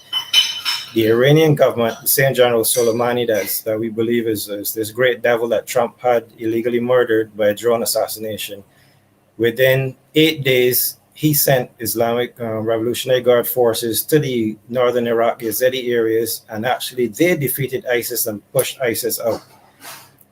Obama took 8 months to start sending American aid to the same people. So whereas, what the Western media has given us the impression that, Iran and those, their axis of evil, as Bush famously said, and America is doing everything to help the innocent, but in reality, it's not really the case. There's so much skullduggery going on in the world that we should never believe the propaganda of one side or the other, because the truth is usually always somewhere in the middle. And if we forget that, then we're easily deceived by one major player or the other. And as Josh said, there is a great shadow government behind the scenes, the globalist elites, I would say, the super wealthy, who have a far bigger hand in the affairs of the world than we want to believe or assume to be possible. Just look at the Western media machine. There's so much conformity there, because basically there are 6 billionaires who own the majority of the Western print, electronic, and visual media houses that exist. So it's not very difficult for things to be coordinated so that you'll get the same narrative peddled on 100 different platforms. But the saturation of that gives the average person the impression that, if these 100 different media outlets are saying this, it must be true. All these people can't be, they can't all have false information, but not realizing that the few super rich control the whole show. The same thing, what was really going on in northern Iraq with the Yazidis sit on a lot of untapped oil wealth, and they wanted to run a pipeline through their lands, but without giving the indigenous peoples, without getting their permission or consent or giving them any sort of financial benefit, because the Kurds were willing to sell it dirt cheap. So you had France, UK, everybody was involved in turning a blind eye, and in some cases actually accidentally dropping arms and supplies on the ISIS-controlled areas, which they then used to slaughter these Yazidi indigenous people. So a lot of what we see in the media it's outright deception and illusion. So we have to take all these reports really with a grain of salt, and the narrative that the major players want to peddle really cannot be trusted. Even, for example, the belligerence of, we're talking about the belligerence of Russia now, but what about the belligerence of the West? Yeah, if the USA wanted to have an embargo on Cuba or Venezuela, as a national government, they have the right to do that. But what they do not have the right to do is to then punish and penalize other countries for conducting trade with Cuba or Venezuela. Well, it's the world Pax Americana Empire or what? They don't have that international right. As a country, you can choose who you want to trade with, but you do not have a right to punish other country for trading with your enemy. And so the world needs to stand up for those sorts of violations of international law as well. And that sort of been pushed to the sidelines. And if USA wants to have an embargo and have no dealings with Russia, that's within their right to do. But they don't have a right to tell Germany you must immediately stop buying gas and oil from Russia or any other country in the world. What they can or cannot do. If we are going to defend sovereign rights, then it must be universal. It cannot be sovereign rights according to the interpretations of one superpower or the other. I think we can all agree on that. Thank you, Damon. That's so true, because I think the media or like the information, which is obviously constructed or sometimes or a lot of times manipulated to make us feel it's only black and white. But what is the truth, and what is the we also perceive the truth in different ways. So, well, I will say it might be difficult sometimes for us to tell, like in between reading between lines or from all this gray zone, to find a way that to like most closely to what is really going on. But we can do something to equip ourselves, at least with the sensitivity regarding all this kind of information, and also to identify like the agenda might sitting behind all this information we got. So yeah, thank you. And I think that's something we should really bear in mind and remind ourselves like when we receive different information, not only regarding like the information about war, but information in our daily lives as well. For example, with the pandemic. But because of the time, I think I would like to pose our last question also as a conclusion to all our panelists. Let's try to kind of change the phenomenon now to a more positive way. That what do you think we can do in a time like this to support each other or to support ourselves as well? Like, what come to your mind if we want to, like, besides sending of course our prayers, our solidarities to our relatives in conflicts, in all this hardship situation, what else can we do in this time? Anyone wants to go first? Can I go? Mia or Okay, sure. Thank you. So I think the most important thing that actually we're starting in our town is to provide enough ample information to the indigenous peoples. So because especially in our place, like communities are so far in between each other, and it's very hard to reach them. And most of the time, they are unaware of what is actually happening around them. So this is one thing that we are very much focused on with information dissemination, education, and communication with other members of the community. We keep the channels open for everyone, and as much as possible, we are also active on social media, because it's actually a lot of help, because we are able to gain attraction through social media. Because like a year ago, we were virtually unknown. We were locked in a battle with this corporation, but no one knows about it. And when we started speaking out about it and networking with other indigenous peoples organizations, it came to light, and we're able to talk more about it. And people were actually starting to support us, and so we were able to widen our reach.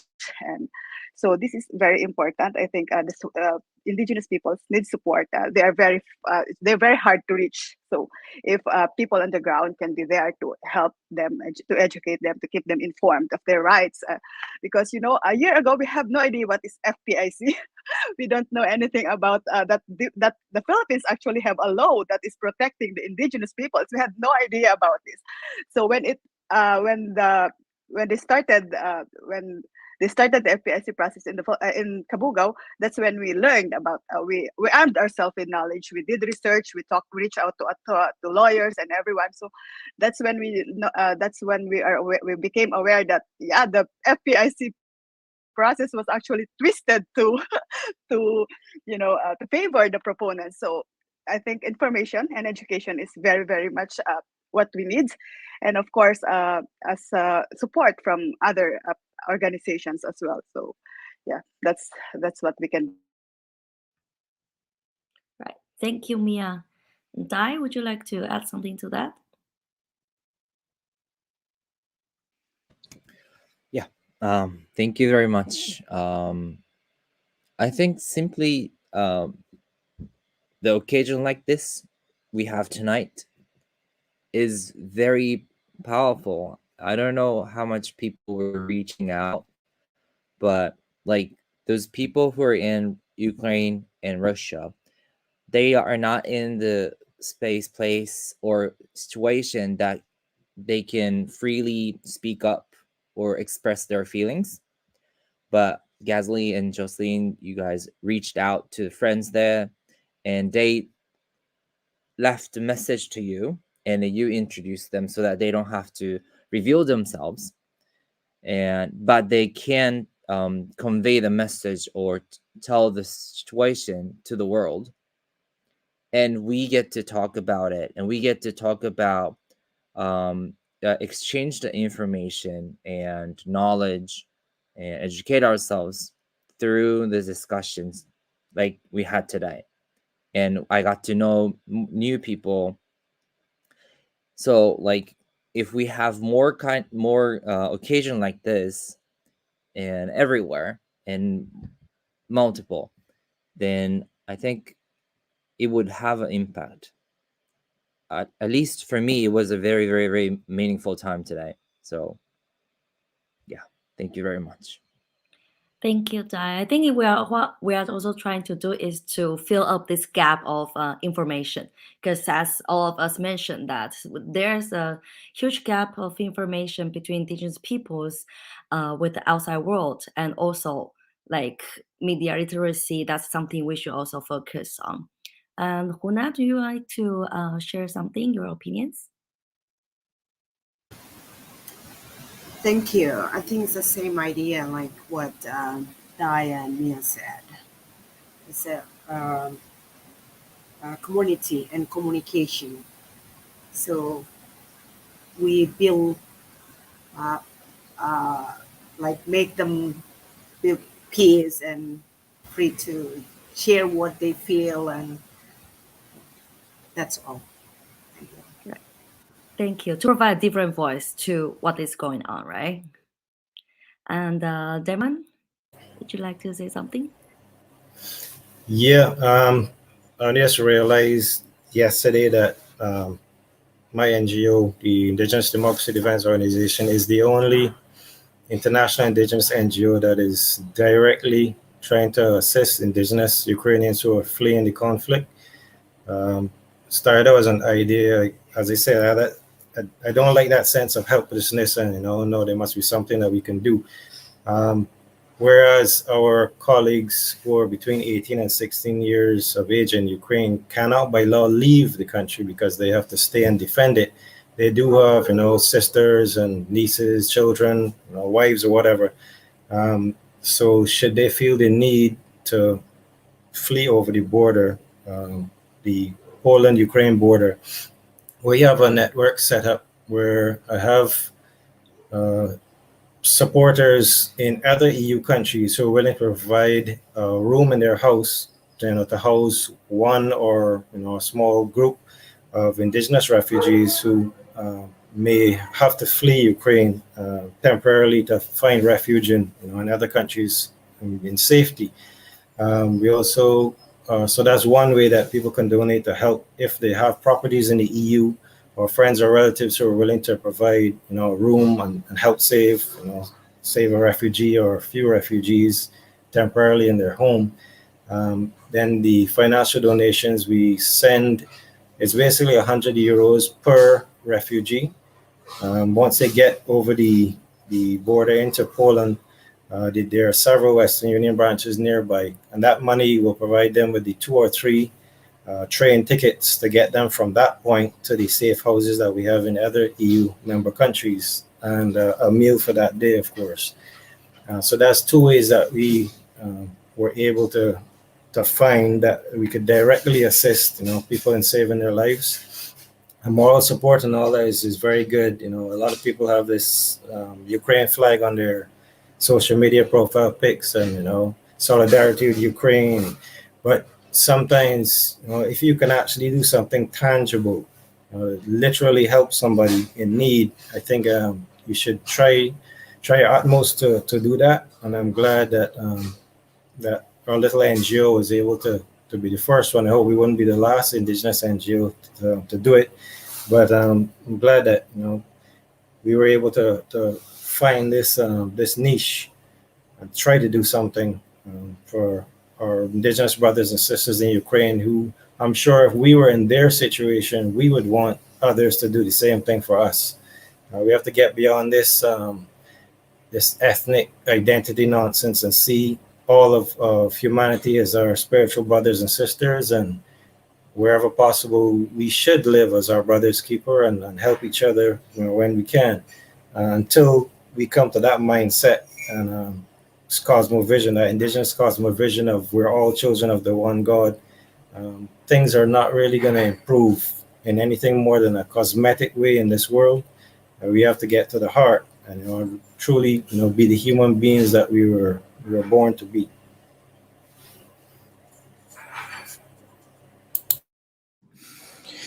May I, Jocelyn? Just wanted to jump in terms of, I think this particular part of tonight is to me at least the most valuable in terms of it gives more in-depth insight, because the first was like barely scratching the surface, but this is actually more important in terms of how we can help each other's struggles. One is to like everyone has said, it's great. I think one of the comments that were made by one of our friends in Ukraine and Russia was he doesn't feel a sense of solidarity yet towards the situation. And I think that's a lesson for us as Indigenous peoples outside of the conflict zone. To how can we make sure this is kind of, to me, like it's almost like a litmus test. Like this is like moments like these are like is a moment where the indigenous movements, like global movements, should be stepping up so that we can help others. And that's and then when the people from the Cordillera needs us, then we can step up as a movement. When an Okinawan needs us, then we can step up as a movement, and that's not happening yet. Like, and it's like putting your banners on a, like I'm not a very super fan of putting banners on your profile picture, because that's also like signaling, I did my job, I did my part, and I'm gonna like order a burger at McDonald's, kind of an idea. I'm not saying that you have to like pack your bags and go to Ukraine and fight the Russians. I'm not saying that either, but there's something that we can do as a movement. 476 million Indigenous people all around the world. That's surely that we can do something to help each other, right? To create a sense of community, or to become a community. So that is something. And what Mia, you said, like more education, definitely more communication, so we know more about each other's. I'm just learning about Cordillera, like the 9 hydropower plants right now. Like shoot, like I should have known this like before it was actually happening. I'm an Indigenous rights advocate for crying out loud. Like, I should be knowing that, and it is something. Maybe that is something that I think that at least I'm willing to invest in my time and energy in terms of, there's so many things happening all around the world. Let's at least be aware of these things, that these are the things that are happening, because it starts with awareness, right? And then you create the capacity to know, and then you have the capacity to really contribute in a meaningful way. So, and yeah, I'm not saying that I should, it's not as sexy as well, this is what I'm going to do, and I'm going to do Ukraine or whatever. But it is something that we, if we want to make significant progress, if we want to make a significant impact, I think as a movement, we're very much able to do that as indigenous peoples all over the world. And I would like to see that happen in my lifetime. Because the last thing that we want is that to burden our next generation, because life is already hard enough, and it will only become more complex and more difficult. So I think don't want to burden our next generations with that, because they all have climate change knocking on our doors, and loss of biodiversity. At least give them something that we can do as our generation to say, like, hey, this is what we put in place for you, this enabling environment, that as a sense of community, this global community of indigenous peoples that can help, so that we can help each other. I think that is something. I don't know, Jocelyn, am I making any sense, or should I send in a cut in the corner of a room and uppercut myself? Come on, you always make sense. Well, maybe not always, but anyway. Well, but actually, I got a bit personal feeling, or that just hit me with this scenario that if really something happened between China and Taiwan, if there's really invasion or attack on the island, and as indigenous person myself, what do I need in this kind of situation? And actually, I do have this worry that the international indigenous movement would not be able to say anything, because I think for Gonzali and Damon, you know very well how are the indigenous Taiwanese delegates were or have been isolated in a lot of occasions internationally. And I do worry that this would happen if there's any invasion. I really hope that would not be the scenario. And what I'm thinking is that if I don't want that to happen, then I should do it for myself. I mean, as our friends from Russia and Ukraine saying that they don't feel the support or the sympathy from the international indigenous movement, then we should do something to make them feel that. And in return, one day, any of us, or in my case, that if we really encounter this situation, and I think I could have less worry about not getting support, or even just like a message asking if everything's okay at the end of my world. Then in the end of my world, then I think that would help. So yeah, it's just suddenly hit me about this. And of course, this is the worst scenario we'll have. And that will really, I would think if that really happened, countries around us will be very nervous as well, for example, for dying, because we are so close to each other. And for me too, because we are also very close to Cordillera region. So I would say that we are on the same boat. It's not that we are far away from each other. We are on the same boat in this concern. Yeah, so I'm not really making sense, I know, but I just want to say are making sense. And I think this is the biggest lesson, at least from what I'm hearing, is that nobody is invulnerable.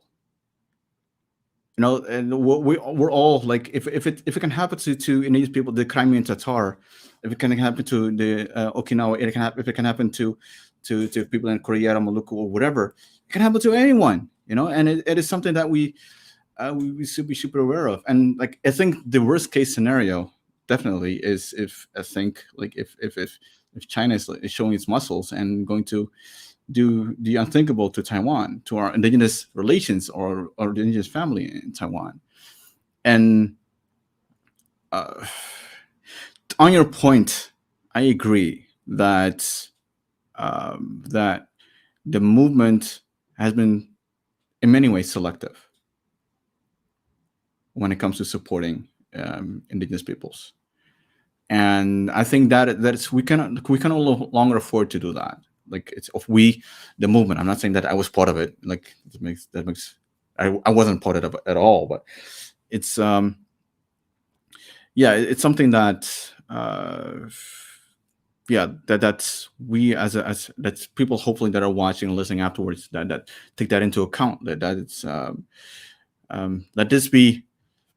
let this situation right now that's happening right now, let that be a point of thinking, like reflection, and let's how to improve things like community and rights education and capacity building and helping each other.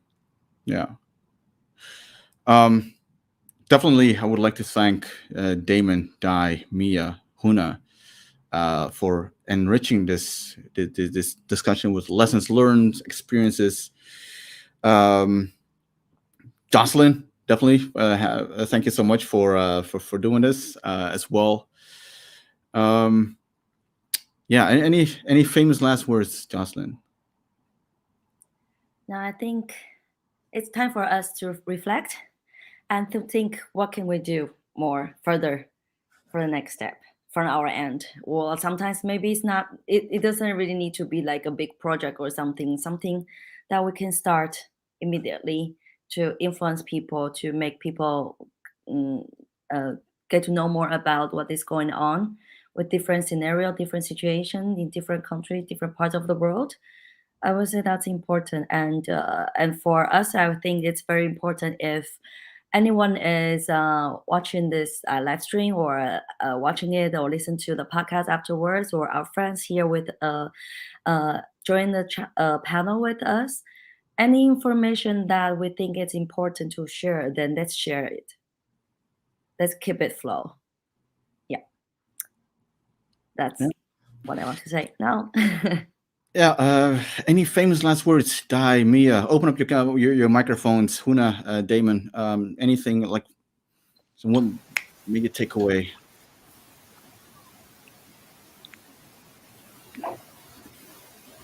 It's probably like the most difficult question I'm asking. Like, I think, I think this from what everyone said, it's like we're all in this together. So yeah, we cannot really we cannot be known anymore as people from here and people from there. Especially for indigenous peoples, from what I've heard from all of you, it's like we share the same experiences. I mean, it may not be war, it may not be developmental aggression, but definitely indigenous peoples are always left behind. And I think we should think about it that we're all in this together, and we should all work on keeping, as Jocelyn said, keep the discussion flowing, keep the awareness flowing. So maybe in the next generation, our responsibility with the next generation, and the burden would be lessened for them, as Gisali said. So thank you so much. This is such a great opportunity, and I am so happy to meet all of you. And I just feel I'm just feeling overwhelmed right now, and so happy that we get to share our stories and we get to hear your stories as well. Thank you so much. Thank you, Mia. Any message you want to send to conclude this discussion? Just everyone, never feel that you are helpless. There's always something that each and every one of us can do to help. You just have to figure out what that may be, but never have this feeling of helplessness and that you're just a passive observer of world events. You are limiting your true potential if you adopt that attitude. Oof. Thank you so much for this time. I think I need to go. It's a midnight, and so thank you so much, Gisali and Jocelyn, and anybody that touched my heart, and it's feel what you feel too. So I think I have to leave. Thank you, Huna. Bye. Thank you, Huna. Bye. Thank you, Huna. Good night. Thank you. It's also very late for Dai, right? Yeah, it's around 1:30. Do you want to Thank say you. anything to conclude? let's stay connected. We should build stronger team, and we can do that.